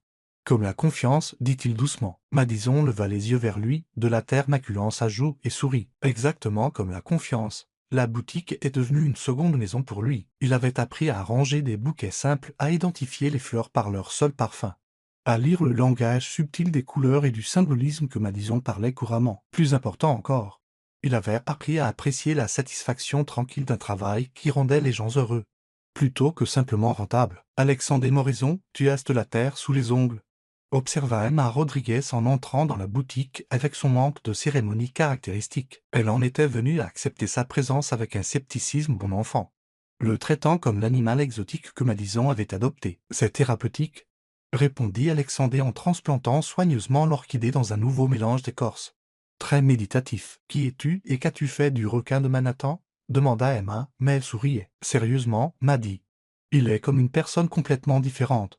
Les yeux de Madison rencontrèrent ceux d'Alexandre par-dessus l'établi, chaud d'affection. La même personne, juste plus heureuse. C'était vrai, Alexandre avait découvert que l'attention constante qu'il avait portée pendant des années, le besoin d'être toujours sur le qui-vive, toujours en train de calculer, de se protéger, s'était progressivement dissipé. À Albany, il pouvait simplement être Alexandre.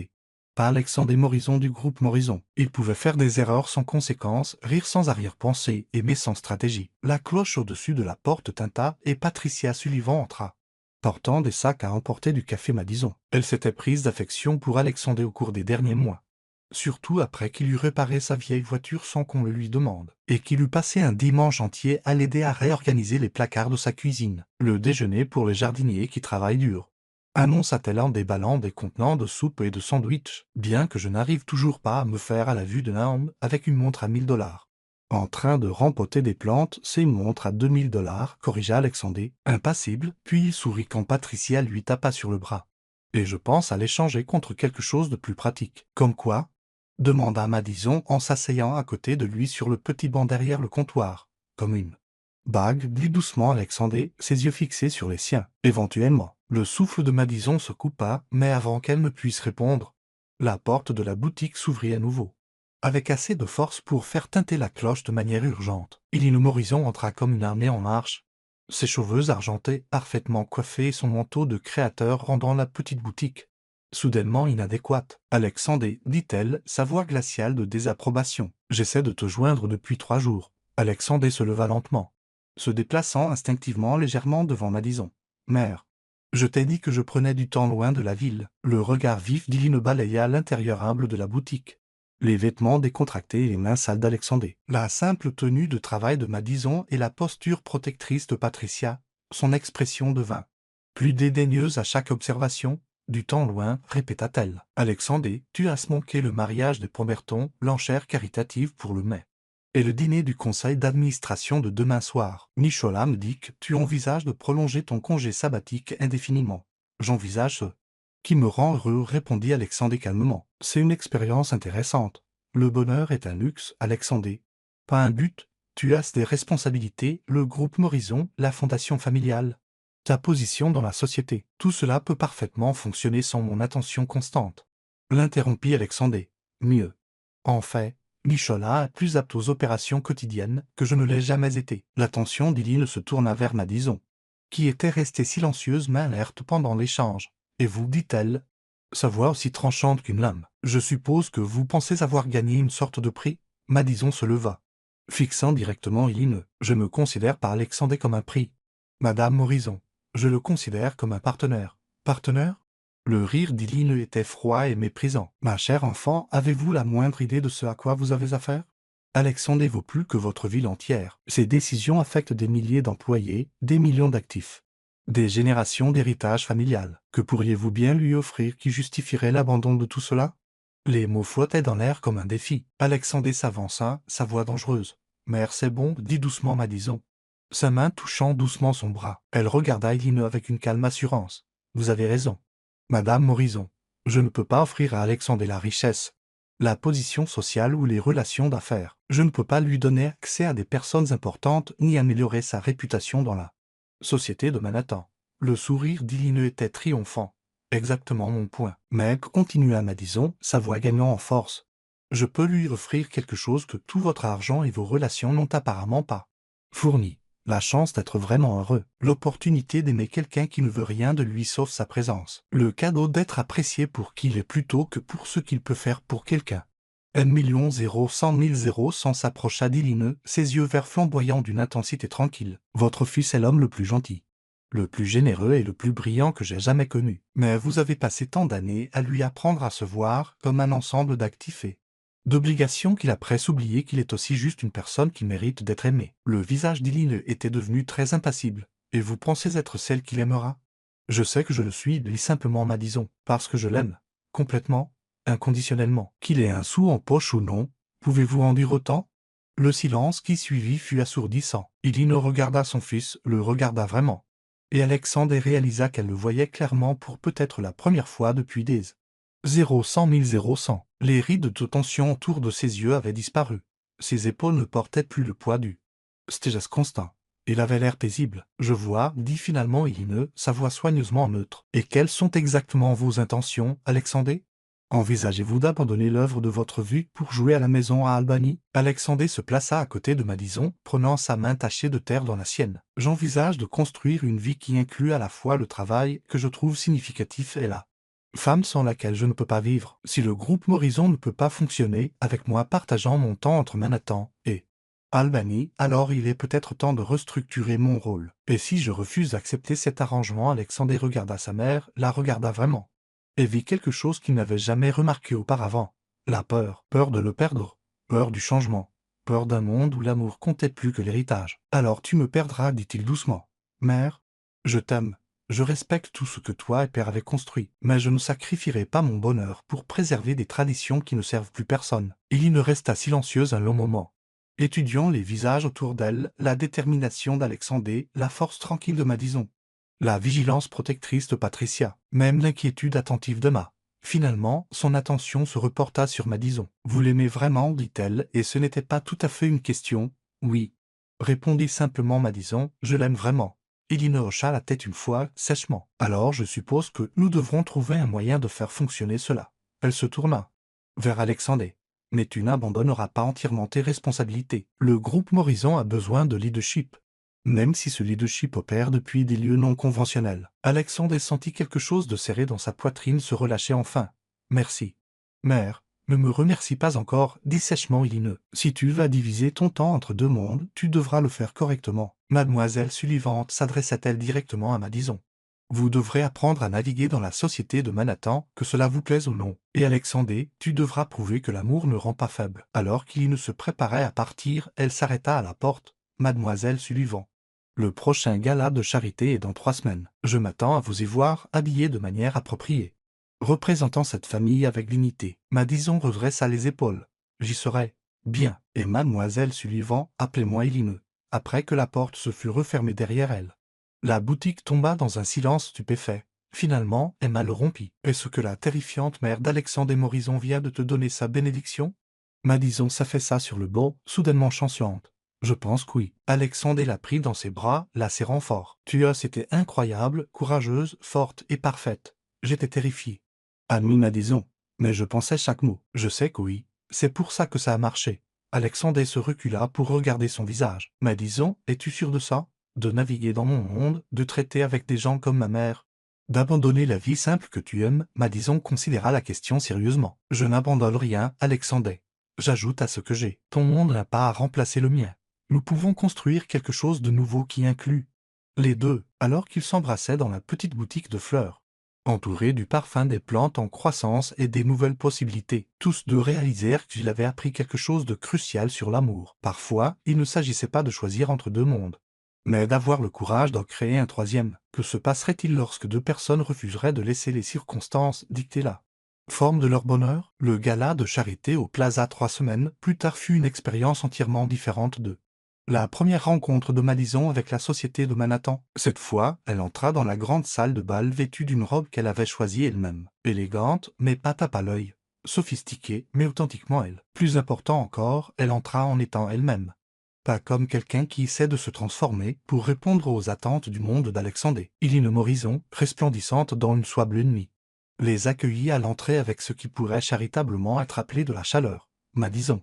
Vous êtes ravissante. Cette nuance de vert fora est parfaite avec votre teint. L'approbation d'Iline était à contre-cœur, mais sincère. Alexandre.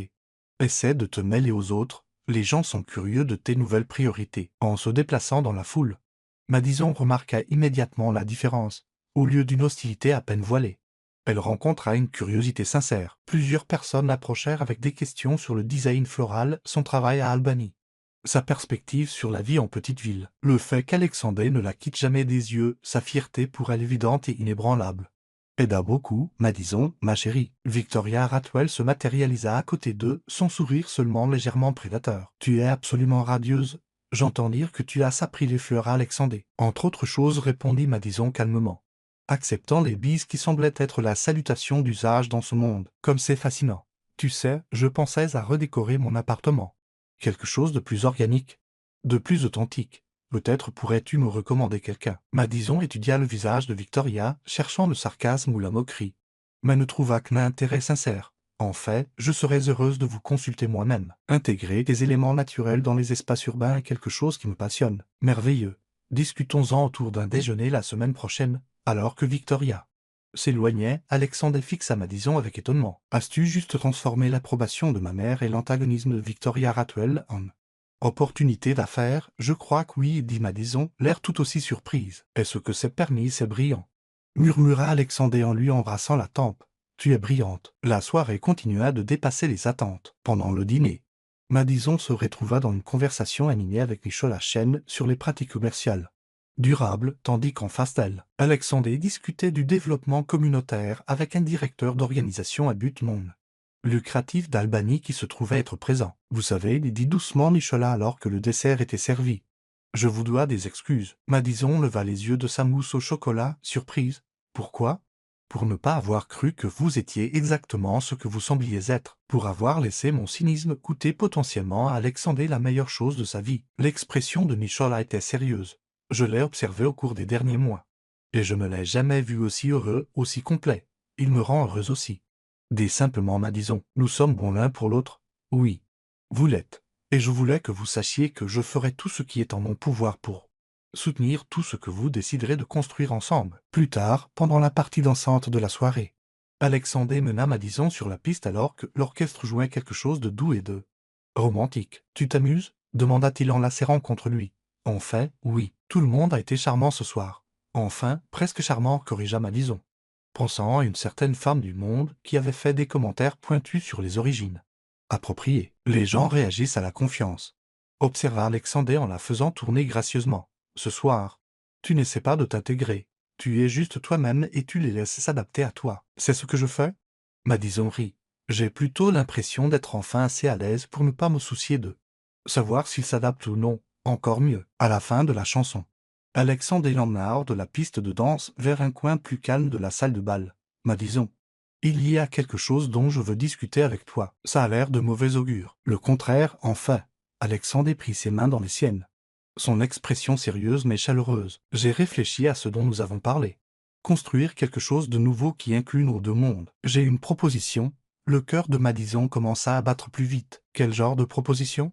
Le groupe Morison possède plusieurs propriétés dans le nord de l'État de New York. Nous envisageons de développer. L'une d'elles se trouve à Albany. Un magnifique vieux bâtiment sur State Street qui était autrefois un grand magasin. Et si nous le convertissions en quelque chose qui pourrait abriter à la fois un bureau satellite de Manhattan et d'autres entreprises? Quel genre d'autres entreprises? Demanda Madison, bien qu'elle pense commencer à comprendre. Un studio de design floral phare, des services de planification d'événements. Peut-être un petit hôtel de charme avec des jardins, quelque chose qui te permettrait de développer ton entreprise tout en me donnant une raison d'être à Albany plus que les week-ends. Madison le fixa, son esprit s'emballa. Alexandre, ça coûterait, ce serait un investissement dans notre avenir, dans le développement économique d'Albany, dans la construction de quelque chose de significatif ensemble. Les yeux d'Alexandre brillaient d'excitation. Nous pourrions créer des emplois, revitaliser cette partie du centre-ville, montrer que les affaires et la beauté peuvent coexister. Tu as vraiment bien réfléchi à tout ça. Je n'ai pensé à rien d'autre depuis des semaines. Madison. Je ne veux pas choisir entre mon travail et ma vie avec toi. Je veux trouver un moyen de les faire se compléter. Madison sentit les larmes lui monter aux yeux. Et ta mère, le conseil d'administration. Tous ces gens qui pensent que tu abandonnes tes responsabilités, ils s'adapteront, et s'ils ne le font pas, je prouverai que partager mon temps entre Manhattan et Albany me rend plus efficace, pas moins, que d'avoir quelque chose qui me tient à cœur au-delà des marges bénéficiaires fait de moi un meilleur leader. Et si ça ne marche pas, si l'entreprise échoue, ou si nous ne pouvons pas faire fonctionner les deux sites ensemble, Alexandre lui caressa doucement le visage. Alors nous aurons tenté quelque chose de courageux ensemble. Et nous trouverons ce qu'il faut faire ensuite. Madison étudia son visage, y voyant de la détermination, de l'espoir et un amour si intense qu'il lui coupa le souffle. Me demandes-tu d'être ta partenaire en affaires en plus d'être ta petite amie? Je te demande de m'aider à construire une vie que nous voulons tous les deux vivre ensemble. Avant que Madison ne puisse répondre, Eileen Morison apparut à côté d'eux, s'étant approché avec la discrétion de quelqu'un habitué à recueillir des informations. Je n'ai pas pu m'empêcher d'entendre, dit-elle, son expression indéchiffrable. Alexandre, envisages-tu sérieusement un investissement aussi important à Albany? Oui, répondit Alexandre, son bras se resserrant protecteur autour de la taille de Madison. Nous l'envisageons. Il les étudia tous les deux un long moment. Le bâtiment de l'ancien grand magasin Maidens, tu le connais? J'ai grandi à Albany. Alexandre, avant d'épouser ton père et de déménager à Manhattan. J'ai passé de nombreux après-midi dans ce magasin avec ma propre mère. L'expression d'Eileen s'adoucit presque imperceptiblement. C'était beau autrefois. Ça pourrait l'être à nouveau. Madison retrouva sa voix. Vous êtes d'Albany, à l'origine? Oui, parfois. J'oublie que les petites villes et les grands rêves ne sont pas mutuellement exclusifs. Eileen regarda directement Madison. Si vous allez faire ça, vous aurez besoin d'un soutien financier au-delà de ce qu'Alexandre peut personnellement fournir. La Fondation Morison pourrait être intéressée à soutenir des projets de développement économique qui profitent aux communautés. Alexandre fixa sa mère, choqué. Tu proposes d'aider à financer ça? Je propose de m'assurer que c'est fait correctement, avec des ressources adéquates et une surveillance professionnelle. Si mon fils est déterminé à révolutionner sa vie, j'ai l'intention de m'assurer qu'il ne le fait pas à moitié. Alors que la soirée touchait à sa fin et qu'il se préparait à partir, Madison se retrouva entre Alexandre et Eileen dans le rôle élégant du plaza, encore en train de digérer les révélations de la nuit. Eileen dit-elle prudemment. Puis-je vous demander quelque chose? Bien sûr. Pourquoi soutenez-vous cela alors qu'il y a quelques mois vous vouliez que je disparaisse? Eileen considéra la question avec une gravité caractéristique. Parce que j'ai vu mon fils devenir l'homme que j'ai toujours espéré qu'il serait, mais que je craignais qu'il ne puisse jamais devenir. Parce que j'ai vu à quoi ressemble le vrai bonheur sur lui et c'est magnifique. Et parce que, fit-elle une pause, sa voix s'adoucissant. Je me souviens de ce que c'était d'être une jeune femme amoureuse, essayant de jeter un pont entre deux mondes différents. Madison comprit. Vous êtes le père d'Alexandre, Edward venait de la société de Manhattan. J'étais une fille de petite ville avec de grands rêves et très peu d'argent. La différence, c'est que j'ai renoncé à qui j'étais pour devenir celle qu'il avait besoin que je sois. Le sourire d'Eileen était triste mais paisible. Vous n'êtes pas prête à faire ça. Et mon fils ne vous le demande pas. Cela me dit que ça pourrait vraiment marcher. Alors qu'ils se disaient au revoir et rentraient chez eux, Alexandre à son penthouse, Madison à la chambre d'amis qu'Eileen avait insisté pour qu'elle utilise au lieu de prendre le train de nuit pour Albany. Tous deux eurent l'impression d'avoir franchi un seuil invisible. Ils n'étaient plus seulement en train de tomber amoureux. Ils construisaient un avenir ensemble. Que se passerait-il lorsque deux personnes décideraient de créer leur propre version du Hills? vécurent heureux. 6 mois plus tard, Madison se tenait dans l'espace caverneux qui avait autrefois été le grand magasin Maiden, regardant les équipes de construction transformer le magnifique vieux bâtiment en quelque chose d'inédit. La lumière du matin filtrait à travers de hautes fenêtres qui n'avaient pas été nettoyées depuis des décennies, illuminant des murs de briques apparentes et des parquets brillants qui émergeaient dessous des couches de négligence. L'espace studio ira ici, expliqua-t-elle à Emma, qui venait de son nouveau poste de premier employé officiel de Madison. Lumière naturelle toute la journée, rangement pour l'inventaire saisonnier. Et un espace de consultation où les clients peuvent voir les arrangements dans différents contextes. Et à l'étage demanda Emma en tendant le cou pour regarder la mezzanine où les ouvriers installaient ce qui ressemblait à du matériel de bureau. Le bureau d'Alexandria Albany. Salle de conférence, un petit espace d'accueil. Un bureau pour son assistante quand elle monte de Manhattan. Les yeux de Madison pétillaient d'excitation. Nous travaillerons dans le même bâtiment, mais en maintenant nos entreprises distinctes, ensemble mais indépendants. C'est brillant, admit Emma, et complètement fou, qui rénove un bâtiment historique pour abriter à la fois un studio de design floral et le siège d'une compagnie d'assurance, quelqu'un qui en a assez de choisir entre l'amour et le travail, dit Alexandre en apparaissant derrière elles avec du café et le sourire facile qui était devenu son expression par défaut au cours des derniers mois. Mesdames, comment se passe l'inspection? Madison accepta son café, un mélange local d'un café à 2 pâtés de maison, préparé exactement comme elle l'aimait, et se pencha pour son baiser de bienvenue. 6 mois à partager son temps entre Manhattan et Albany avait transformé Alexandre d'une manière qui allait au-delà des vêtements décontractés et de l'horaire détendu. Il avait l'air plus jeune, plus accessible, vraiment content. Tout est dans les temps, rapporta Madison. Nous devrions être prêts pour la préouverture le mois prochain. La préouverture était devenue l'événement le plus attendu d'Albany, bien que Madison soupçonne que cela ait autant à voir avec la curiosité sur leur relation inhabituelle qu'avec l'intérêt pour le design floral. Le journal local avait publié un article sur le projet de rénovation, et les réservations pour leur événement de grande réouverture étaient complètes. En parlant de ça, dit Alexandre en sortant son téléphone. Ma mère veut discuter des options de traiteur. Apparemment, le menu du déjeuner de la Société historique d'Albany n'est pas tout à fait à l'auteur de ses standards. Madison rit. L'implication d'Iline dont le projet avait été à la fois une bénédiction et un défi. Son soutien financier et ses relations d'affaires avaient rendu la rénovation possible. Mais ses tendances perfectionnistes et ses attentes de Manhattan se heurtaient parfois à l'approche plus détendue d'Albany pour tout. Dis-lui que nous utilisons le café Madison pour la réception. Et si elle veut une nourriture différente, elle peut amener son propre traiteur. Dit fermement Madison. Il s'agit de célébrer Albany, pas d'impressionner Manhattan. Parler comme une vraie partenaire, dit Alexandre avec fierté. Bien que je doive te prévenir qu'elle a aussi posé des questions sur les hébergements appropriés pour les invités de Manhattan qui seront présents. Combien d'invités de Manhattan? L'expression d'Alexandre devint légèrement penaude. Environ 50. Nicholas amène toute l'équipe de direction. Plusieurs membres du conseil d'administration veulent voir le projet. Et apparemment Victoria Ratwell organise un groupe de ses amis pour en faire une escapade de week-end. Madison le fixa. Alexandre. Nous avions prévu cela comme une célébration communautaire pour Albany. Un petit événement intime pour présenter le studio et remercier les personnes qui ont soutenu la rénovation. Je sais, et ce sera toujours le cas. Mais cela a aussi suscité l'intérêt des cercles d'affaires de Manhattan comme un exemple d'investissement communautaire réussi. Les gens veulent voir ce que nous avons construit. Emma siffla bas, m'a dit. Tu réalises que ça veut dire que l'ouverture de ta petite boutique de fleurs va être couverte par les pages mondaines? Ce n'est pas une petite boutique de fleurs, dit Madison automatiquement, puis se reprit. Mon Dieu, écoutez-moi. Quand ai-je commencé à me soucier de l'apparence des choses pour la société de Manhattan? Quand tu es tombée amoureuse de quelqu'un qui fait le pont entre les deux mondes. Dis doucement Alexandre. Madison, tu n'as pas changé qui tu es pour t'adapter à mon monde. Mais tu ne peux pas non plus prétendre que mon monde n'existe pas. Madison se dirigea vers l'une des hautes fenêtres, regardant la rue d'Albany qu'elle avait connue toute sa vie. Dans quelques semaines, cet espace serait rempli de gens de deux mondes très différents. Tout cela pour célébrer quelque chose qu'elle et Alexandre avaient construit ensemble. La pensée était à la fois excitante et terrifiante. Et s'ils ne se mélangent pas?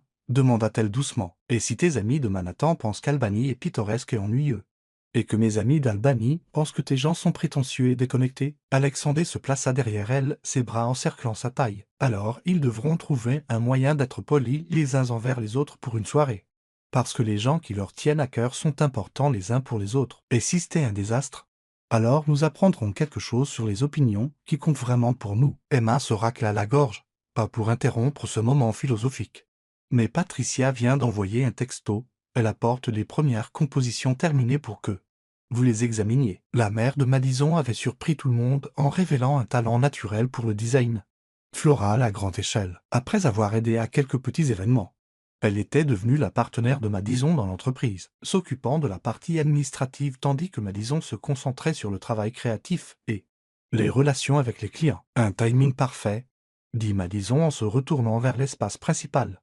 Les arrangements nous aideront à visualiser la configuration finale. 20 minutes plus tard, Patricia arriva avec les premiers échantillons pour l'événement d'ouverture, des designs sophistiqués qui capturaient l'essence de la beauté automnale du nord de l'État de New York, tout en conservant l'élégance que les invités de Manhattan d'Ealing Morrison attendraient. « C'est incroyable, maman », dit Madison en étudiant une composition qui combinait des branches d'érable locales avec des roses importées dans des tons de bordeaux et d'or. « C'est Albany et Manhattan en même temps, comme vous deux, observa Patricia, regardant Alexandre et à transporter les plus grandes pièces avec l'attention prudente qu'elle avait appris à accorder aux choses chères, trouvant des moyens d'honorer les deux mondes sans trahir l'un ou l'autre, alors qu'il passait l'après-midi à mettre en place des présentoirs d'échantillons et à tester les options d'éclairage. Madison s'émerveilla de la naturalité de ce mélange de son ancienne vie avec ses nouvelles possibilités. Alexandre, les manches retroussées et les cheveux légèrement en désordre à force de déplacer des meubles, semblait complètement à l'aise dans l'espace d'Albany. Patricia et Emma le traitaient comme un membre de la famille,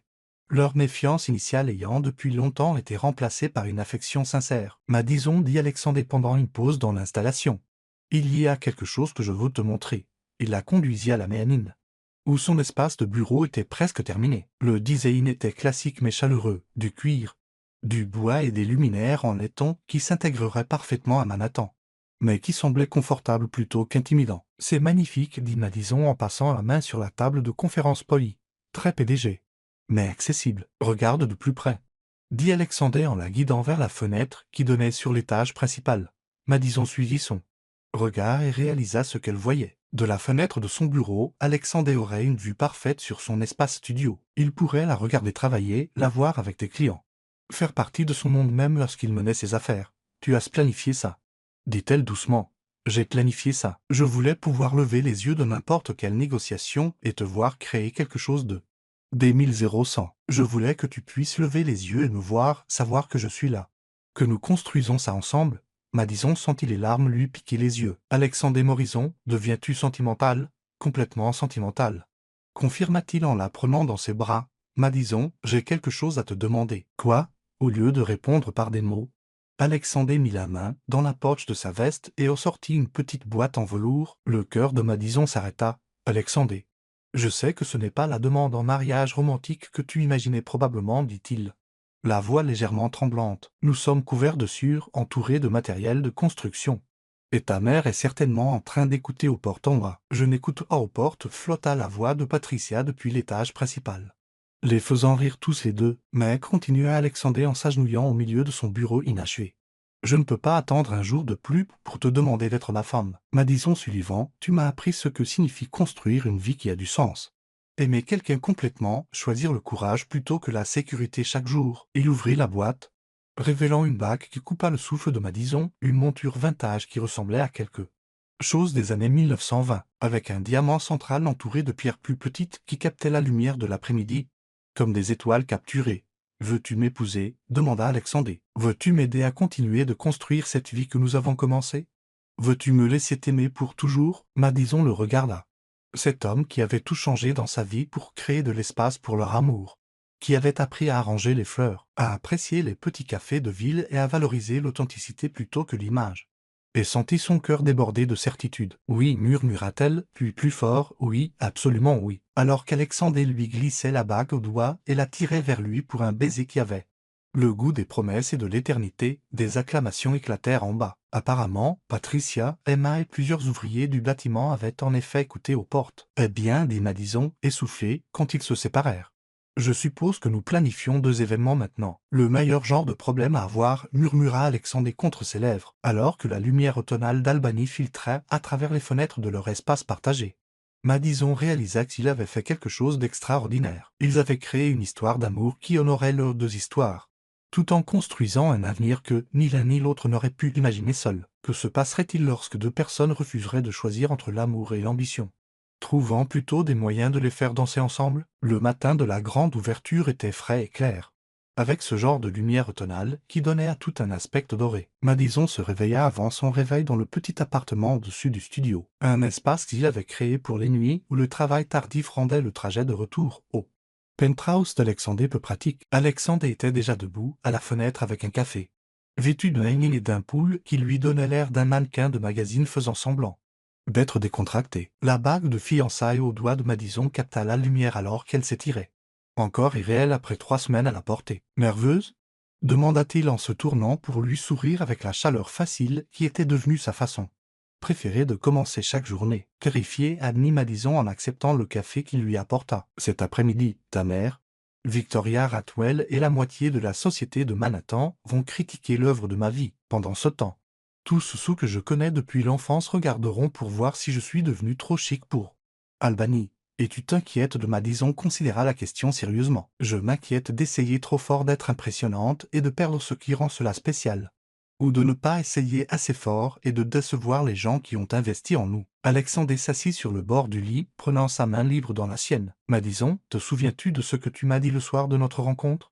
Sur la façon dont les fleurs aident les gens à dire des choses qu'ils ne peuvent pas mettre en mots. Oui, aujourd'hui, il ne s'agit pas d'impressionner qui que ce soit, il s'agit de montrer aux gens ce que nous avons construit ensemble, pas seulement l'entreprise, mais la vie. La preuve que l'amour peut créer quelque chose de plus grand que ce que chaque personne pourrait construire seule. Madison sentit une partie de la tension dans ses épaules se relâcher. Alors, quand es-tu devenu si sage sur ces choses? Quand je suis tombé amoureux de quelqu'un qui m'a appris que l'authenticité est plus puissante que la perfection. 2 heures plus tard, l'espace studio était transformé. 0 100 000 s'était surpassé avec des arrangements qui capturaient l'essence de la beauté naturelle du nord de l'État de New York, tout en conservant une sophistication digne de l'approbation d'Eileen Morrison. La combinaison de briques apparentes, de bois poli et de fleurs soigneusement sélectionnées créait une atmosphère à la fois élégante et accueillante. C'est parfait, déclara Emma en faisant les derniers ajustements à la table d'accueil, où les invités signeraient et recevraient de petites plantes en pot en guise de souvenir. Très luxe rustique rencontre sophistication urbaine. Est-ce une véritable esthétique de design où tu viens de l'inventer? Demanda Madison en lissant sa robe pour la 10e fois. Elle avait choisi une soie vert foncé qui faisait ressortir ses yeux tout en conservant une élégance professionnelle, un autre équilibre prudent entre ces deux mondes. Je l'ai inventé, mais ça a l'air convaincant, sourit Emma. M'a dit. Détends-toi. Tu es magnifique. L'espace est splendide. Et tous ceux qui comptent t'aiment déjà. Les premiers invités commencèrent à arriver à 3 heures. Des résidents et des propriétaires d'entreprises d'Albany qui avaient soutenu le projet de rénovation depuis le début. Madison se sentit se détendre en saluant des visages familiers, acceptant les félicitations et répondant aux questions sur l'entreprise avec la confiance qui vient d'une véritable expertise. Madison, ma chérie, c'était absolument magnifique, dit Madame Chen de l'épicerie du coin, acceptant un verre de vin et regardant l'espace avec émerveillement. Tu as créé quelque chose de vraiment spécial ici. Nous l'avons tous fait, répondit Madison.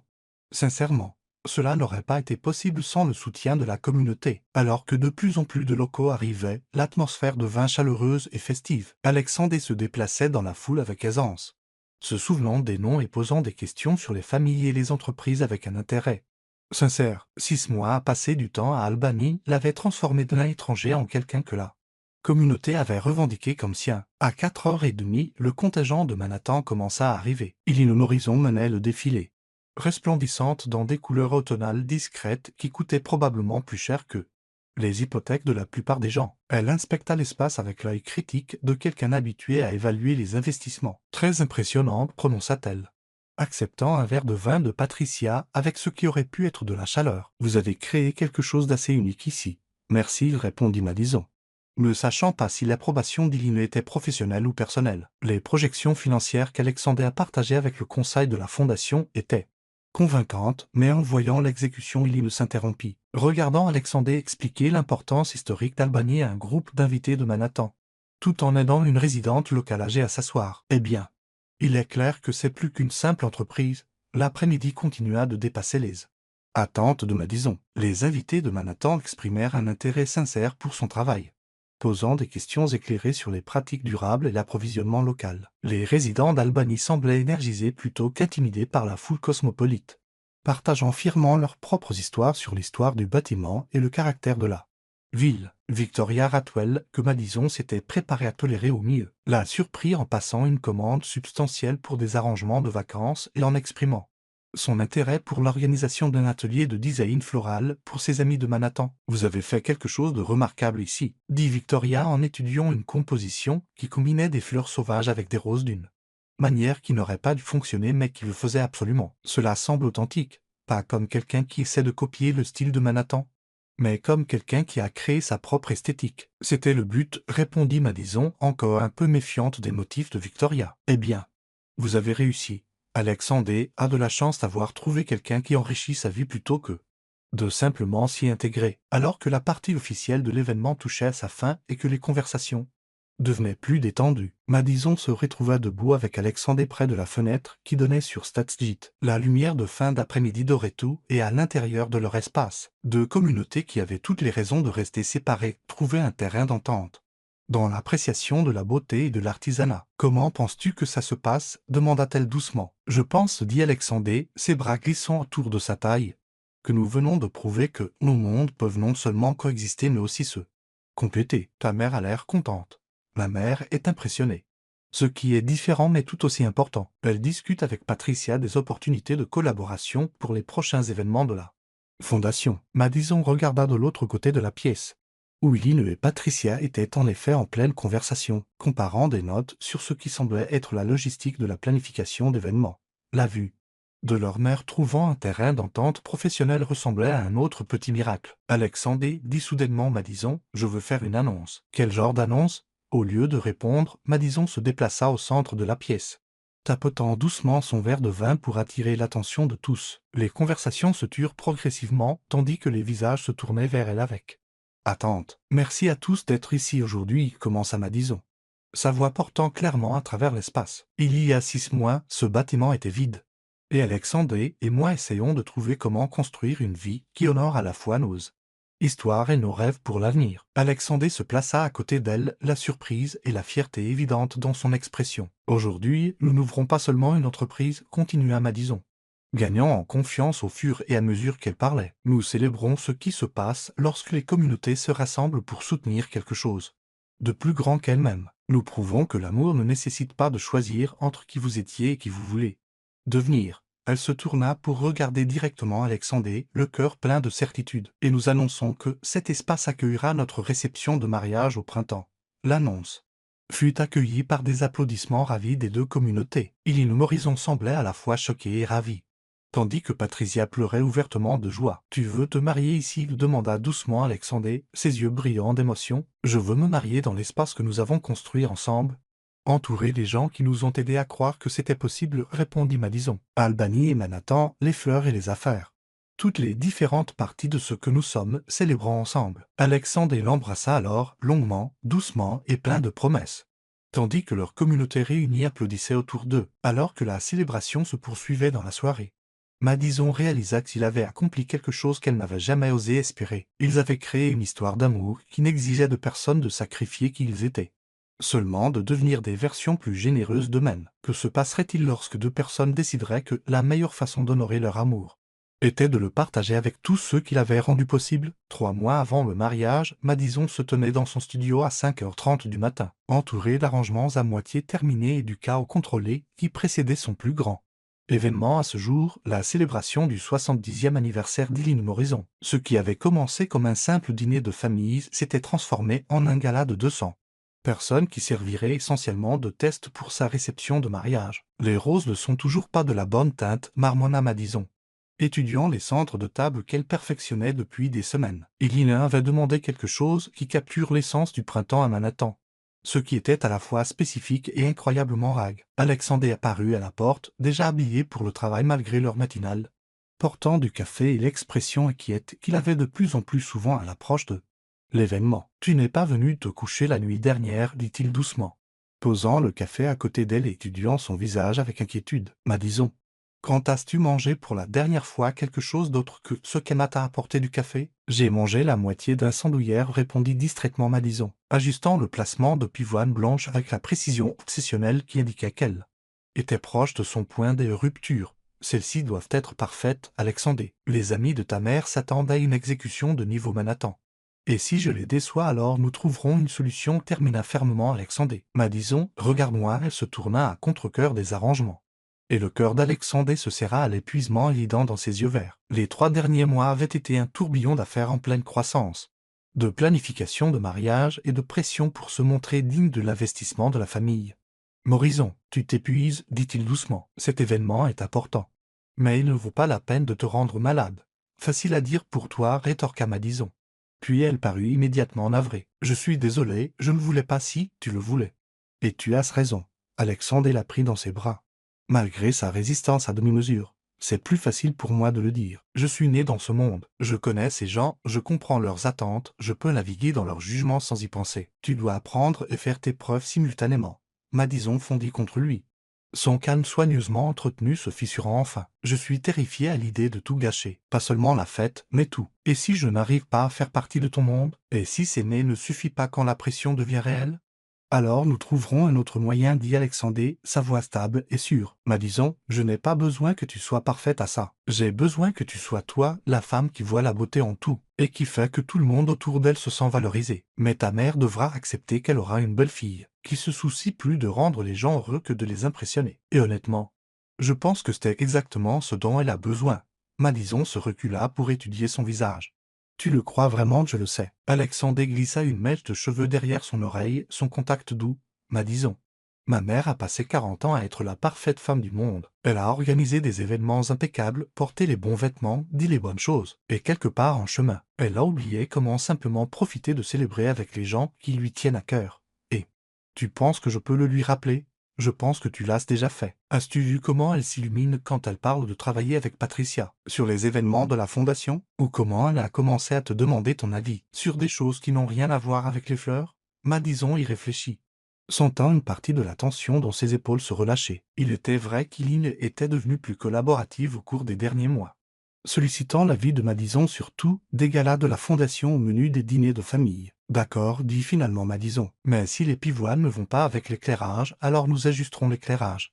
L'interrompit Alexandre avec un sourire. Madison, nous avons une équipe de professionnels qui s'occupe de chaque détail. Patricia a organisé le traiteur, Emma gère la logistique, et ma mère a personnellement approuvé chaque élément du design. Tu as juste besoin de faire confiance que ce sera magnifique. Ce soir-là, Madison se retrouva à nouveau dans la grande salle de bal du Plaza, mais cette fois en tant que personne responsable de sa transformation. L'espace brillait de l'élégance chaleureuse qu'elle avait imaginée, des fleurs roses et blanches douces qui capturaient la promesse du printemps, une lumière de bougies qui donnait à tout un air magique, une atmosphère de célébration qui semblait à la fois sophistiquée et sincèrement joyeuse. Madison, ma chérie, c'était absolument parfaite, dit Ine, apparaissant à côté d'elle dans une superbe robe argentée, qui parvenait à être à la fois royale et accessible. Je n'ai jamais vu la salle de bal aussi belle.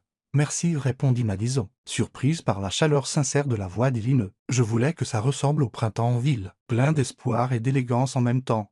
Tu as magnifiquement réussi. Et, Madison, la voix d'Eileen s'adoucit, merci d'avoir compris ce que je voulais, même quand je ne pouvais pas l'articuler clairement. La célébration dépassa toutes les attentes. L'élite sociale de Manhattan se mêla sans effort aux invités d'Albany qu'Eileen avait insisté pour inclure, Patricia et Madame Chen et même Emma, qui s'était avérée étonnamment douée pour charmer les gestionnaires de fonds spéculatifs, avec son humour irrévérencieux. Madison observa de l'autre côté de la pièce. Alexandre dansait avec sa mère, tous deux riant de quelque chose qu'elle avait dit. La vue la remplit d'un contentement hyprofond, qu'il en était presque écrasant. Tu as bien réussi, Yamine. Nicholas Chen apparut à côté d'elle, élégant dans son smoking et souriant avec une affection sincère. Je connais Eileen Morison depuis 15 ans, et je ne l'ai jamais vue aussi heureuse. À l'une de ses propres fêtes, elle semble plus détendue ces derniers temps, observa Madison. Plus elle-même, si ça a du sens. Ça a parfaitement du sens. Tu lui as donné la permission de se soucier, plus de la substance que de l'apparence. C'est un cadeau. Nicholas fit une pause, étudiant le visage de Madison. Tu sais, je te dois d'autres excuses. Nicholas, non, laisse-moi dire ça. J'étais tellement concentré sur la protection d'Alexandre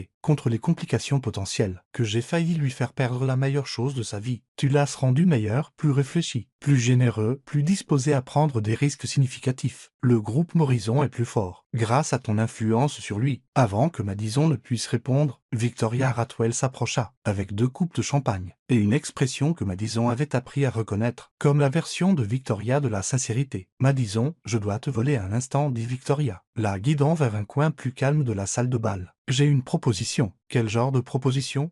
Plusieurs de mes amis ont demandé à te commander des travaux, pas seulement des arrangements, mais des conceptions d'événements complètes, des mariages, des fêtes d'anniversaire, des événements d'entreprise, le genre de travail qui pourrait établir, comme la première désignée d'événements de boutique de Manhattan. Le pouls de Madison s'accéléra. Victoria, c'était incroyablement généreux, mais rien. Tu as quelque chose d'unique, la capacité de créer une élégance qui ne semble pas intimidante. Ce soir en est la preuve. Victoria fit un geste vers la salle de bal, où les mondaines les plus exigeantes de Manhattan prenaient un plaisir sincère, plutôt que de simplement jouer le plaisir. Je propose que nous formalisions un partenariat. Tu fournis la vision créative et l'exécution. Je fournis les contacts clients et la crédibilité à Manhattan. Je ne sais pas quoi dire. Dis que tu y réfléchiras, parce que, Madison, ce que tu as construit à Albany est charmant, mais ce que tu pourrais construire à Manhattan pourrait changer toute ta vie. Alors que Victoria s'éloignait, Madison se retrouva partagée entre l'excitation et l'incertitude. L'opportunité était énorme, le genre de chance dont la plupart des désignés d'événements ne rêvent que. Mais cela signifierait aussi une expansion, bien au-delà de ce qu'elle avait initialement envisagé, assumant la pression et les attentes qui accompagnaient le service des clients les plus exigeants de Manhattan. Tu as l'air de quelqu'un à qui on vient d'offrir quelque chose de trop beau pour être vrai, dit Alexandre,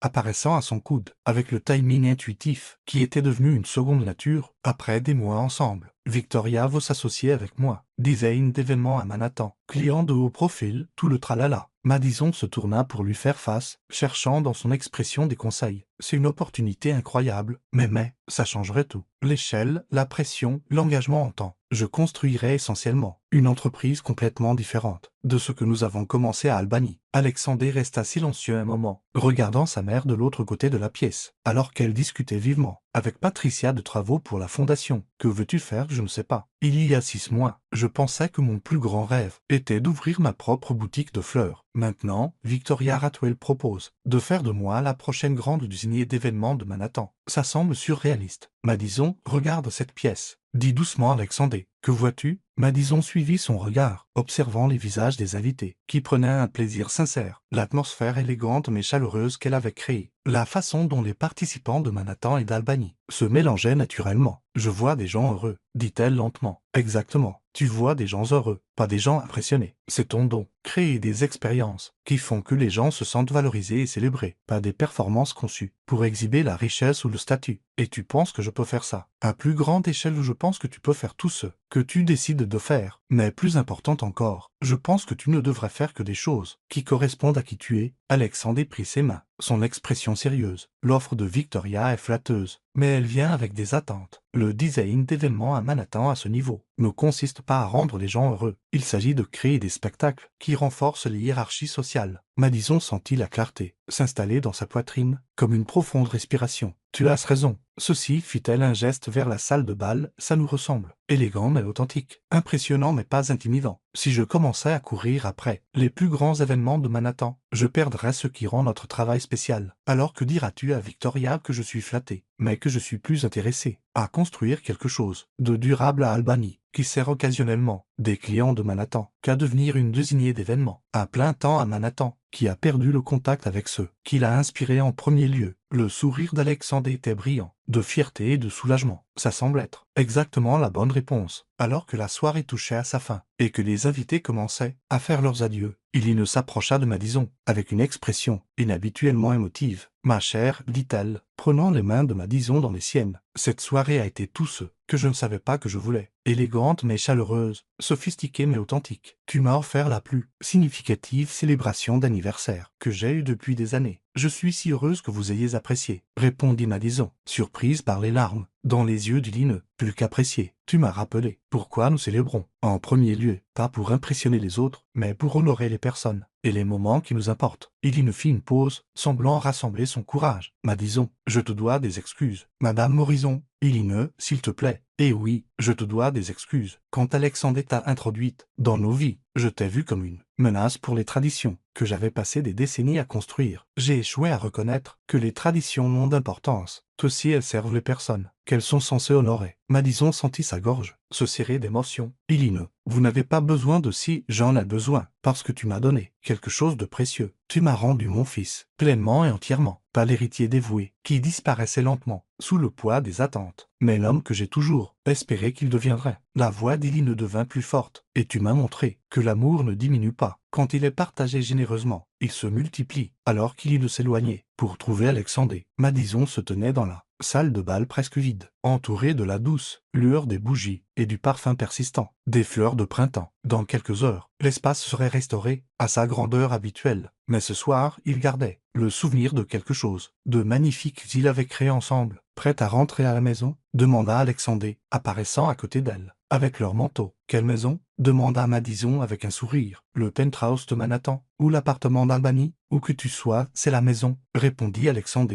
là serrant contre lui. Mais ce soir, je vote pour l'appartement d'Albany. Je veux me réveiller demain dans l'espace que nous avons construit ensemble et planifier notre mariage à l'endroit où nous avons appris ce que signifie créer quelque chose de plus grand que nous-mêmes. Alors qu'il quittait le plaza et se dirigeait vers Grand Central, Madison réalisa qu'il avait passé un autre test, non seulement de leur capacité à exécuter des événements élégants, mais de leur engagement à rester fidèles à leurs valeurs, même lorsqu'on leur offrait des chemins plus faciles vers le succès conventionnel. Que se passerait-il lorsque deux personnes choisiraient l'authenticité plutôt que la réussite, l'amour plutôt que l'ambition, et la construction de quelque chose de significatif plutôt que simplement la construction de quelque chose d'impressionnant? 3 mois plus tard, par un parfait matin de mai, Madison se tenait dans la suite nuptiale de leur bâtiment rénové, regardant Statgate, où Albany se réveillait, à ce qui promettait d'être le plus beau jour de mariage que l'on puisse imaginer. La lumière du soleil filtrait à travers les fenêtres qui avaient été témoins de la transformation à la fois du bâtiment et de sa vie, illuminant une robe qui parvenait à être à la fois élégamment sophistiquée et authentiquement elle. Tu es absolument radieuse, dit Patricia, ajustant le délicat voile qui avait appartenu à la grand-mère d'Alexandre. Un geste d'acceptation, dit Iline, qui faisait encore monter les larmes aux yeux de Madison. Ton père serait si fier. Madison se détourna de la fenêtre, admirant la vue de sa mère, dont une douce robe lavande, qu'Iline l'avait aidé à choisir, plus belle que Madison ne l'avait vue depuis des années. Penses-tu qu'il aurait aimé Alexandre? Patricia considéra la question sérieusement, comme elle le faisait toujours quand Madison demandait à propos de Daniel Sullivan. Je pense qu'il aurait reconnu un homme qui met ton bonheur au-dessus de tout, et je pense qu'il aurait été reconnaissant que tu aies trouvé quelqu'un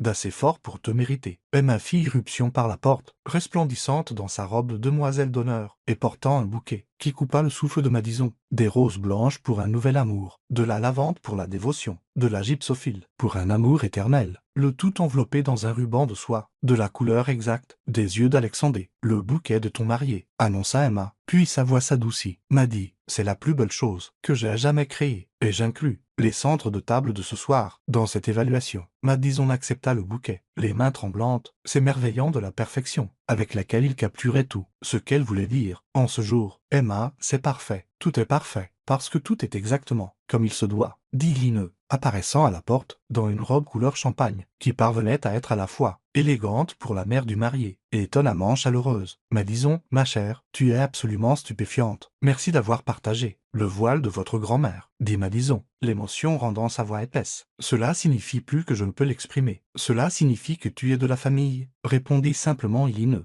et les héritages familiaux devraient être portés par des femmes qui comprennent leur signification. Un léger coup interrompit le moment, et Michel apparut, l'air distingué, dans son rôle de témoin d'Alexandre. Mesdames, nous avons un marié en bas, qui a réussi à rester calme toute la matinée, mais qui commence à faire les 100 pas, avec l'intensité de quelqu'un qui planifie une prise de contrôle hostile. Je pense qu'il est temps. Madison prit une profonde inspiration, regardant les visages des personnes qui étaient devenues sa famille choisie. Patricia, qui lui avait appris la force et la résilience. Emma, qui avait été son soutien constant à travers chaque défi. Iline, qui était passé d'adversaire potentiel à mentor bien-aimé, Nicholas, qui était devenu le frère qu'elle n'avait jamais eu. « Je suis prête, dit-elle, et le pensait complètement. » La cérémonie eut lieu au rez-de-chaussée de leur bâtiment, transformé en une chapelle de mariage, qui parvenait à honorer à la fois le charme de petite ville d'Albany et l'élégance sophistiquée de Manhattan. Les chaises étaient disposées en rangées intimes, décorées de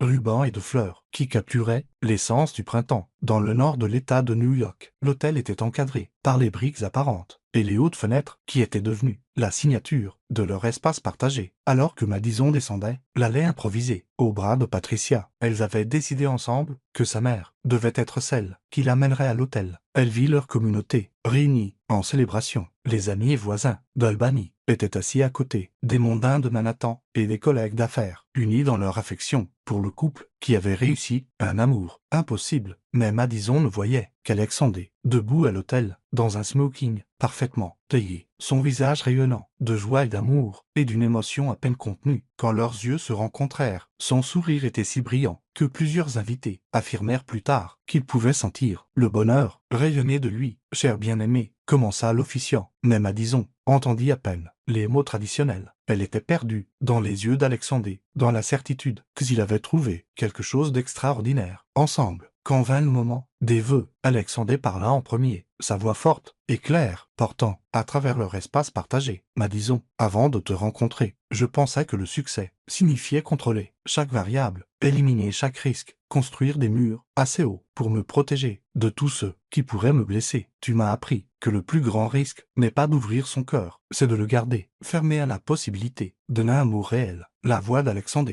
s'épaissit d'émotion alors qu'il continuait. « Tu m'as montré ce que signifie construire quelque chose de significatif, choisir le courage plutôt que la sécurité, créer une vie qui est belle plutôt que simplement impressionnante. Tu m'as donné envie d'être digne, d'être aimé par quelqu'un d'aussi authentique et généreux que toi. » Madison sentit les larmes couler sur ses joues alors qu'Alexandre terminait. « Je promets de t'aimer complètement, de soutenir tes rêves, même quand ils me font peur, de nous choisir plutôt que tout le reste, chaque jour, pour le reste de ma vie. » Quand vint le tour de Madison, elle regarda leur communauté réunie, puis de nouveau Alexandre, trouvant la force dans sa présence stable. « Alexandre, quand je t'ai rencontré, je pensais que l'amour signifiait trouver quelqu'un qui s'intégrait parfaitement dans la vie que j'avais déjà construite. Tu m'as montré que le véritable amour signifie être assez courageux pour construire quelque chose d'entièrement nouveau ensemble. Tu m'as appris que je n'ai pas à choisir entre être moi-même et être digne de choses extraordinaires. » La voix de Madison devint plus forte alors qu'elle parlait de son cœur. « Tu as soutenu mes rêves, célébré mes succès, et tu es resté à mes côtés quand j'avais peur de ne pas être assez forte pour la vie que nous construisions. Tu m'as montré ce que signifie être vraiment en partenariat avec quelqu'un. » Elle leva la main pour toucher doucement son visage. « Je promets de t'aimer sans peur, de faire confiance à notre amour, même quand il nous demande d'être plus courageux que nous ne le pensions possible, de construire cette belle vie avec toi un jour, à la fois pour toujours. » Quand l'officiant les déclara mari et femme, le baiser d'Alexandre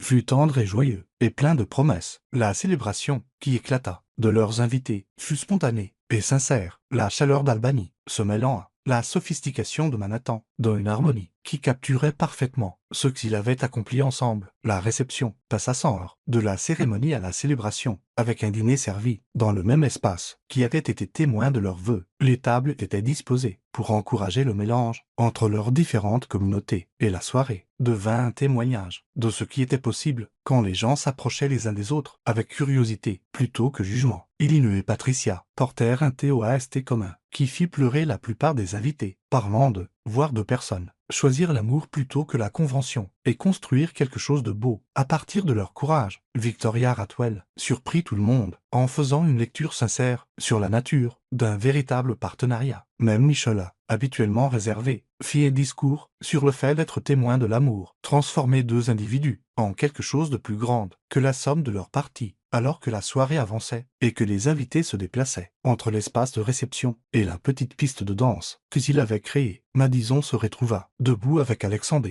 à l'endroit où il avait demandé en mariage des mois plus tôt. Des regrets demanda Alexandre, serrant contre lui, tandis qu'un quatuor de jazz doux jouait en arrière-plan. Madison regarda autour d'elle, leur famille réunie, célébrant ensemble l'espace qu'ils avaient construit, de leurs propres mains et cœurs, la vie qu'ils avaient créée, en refusant de choisir entre l'amour et l'ambition. Seulement que nous ne pouvons pas le refaire, pour la première fois, dit-elle, levant la main pour l'embrasser doucement, alors que la soirée touchait à sa fin, et que les invités commençaient à faire leurs adieux. Madison et Alexandre se tenaient ensemble dans leur espace de mariage, encore décoré de fleurs et de bougies, brillant encore de la magie d'un jour qui avait dépassé tous les rêves. Prête pour la lune de miel demanda Alexandre, faisant référence à leur semaine prévue dans la Napa Valley, une destination qui honorait à la fois leur amour, des beaux paysages, et leur appréciation partagée, des choses qui s'améliorent avec le temps et l'attention. Prête pour l'éternité, répondit Madison, pensant chaque mot, alors qu'il éteignait les lumières et fermait à clé la porte de leur espace partagé. Madison réalisa qu'ils avaient accompli quelque chose d'extraordinaire. Ils avaient créé une histoire d'amour qui honorait leurs deux histoires, tout en construisant un avenir que ni l'un ni l'autre n'aurait pu imaginer seul. Marchant main dans la main, dans la rue d'Albany, où Madison avait grandi, se dirigeant vers la vie qu'ils avaient construite ensemble, à travers le courage, le compromis, et un engagement inébranlable, l'un envers l'autre. Tous deux savaient qu'ils avaient appris la leçon la plus importante que l'amour puisse enseigner, que les meilleures relations ne consistent pas à trouver quelqu'un de parfait, mais à trouver quelqu'un disposé à construire quelque chose de beau ensemble, un choix à la fois, sous les étoiles qui brillaient, aussi fort sur Albany que sur Manhattan. Madison et Alexandre Morison commencèrent leur éternité, sûrs de savoir que l'amour, réel, authentique, courageux, pouvait en effet combler n'importe quel fossé et surmonter n'importe quel obstacle. Leur histoire d'amour ne parlait pas seulement d'un PDG de Manhattan et d'une fleuriste de petite ville. Il s'agissait de deux personnes qui avaient décidé que construire une vie ensemble valait tous les défis qui accompagnaient le refus de laisser les circonstances dicter la forme de leur bonheur.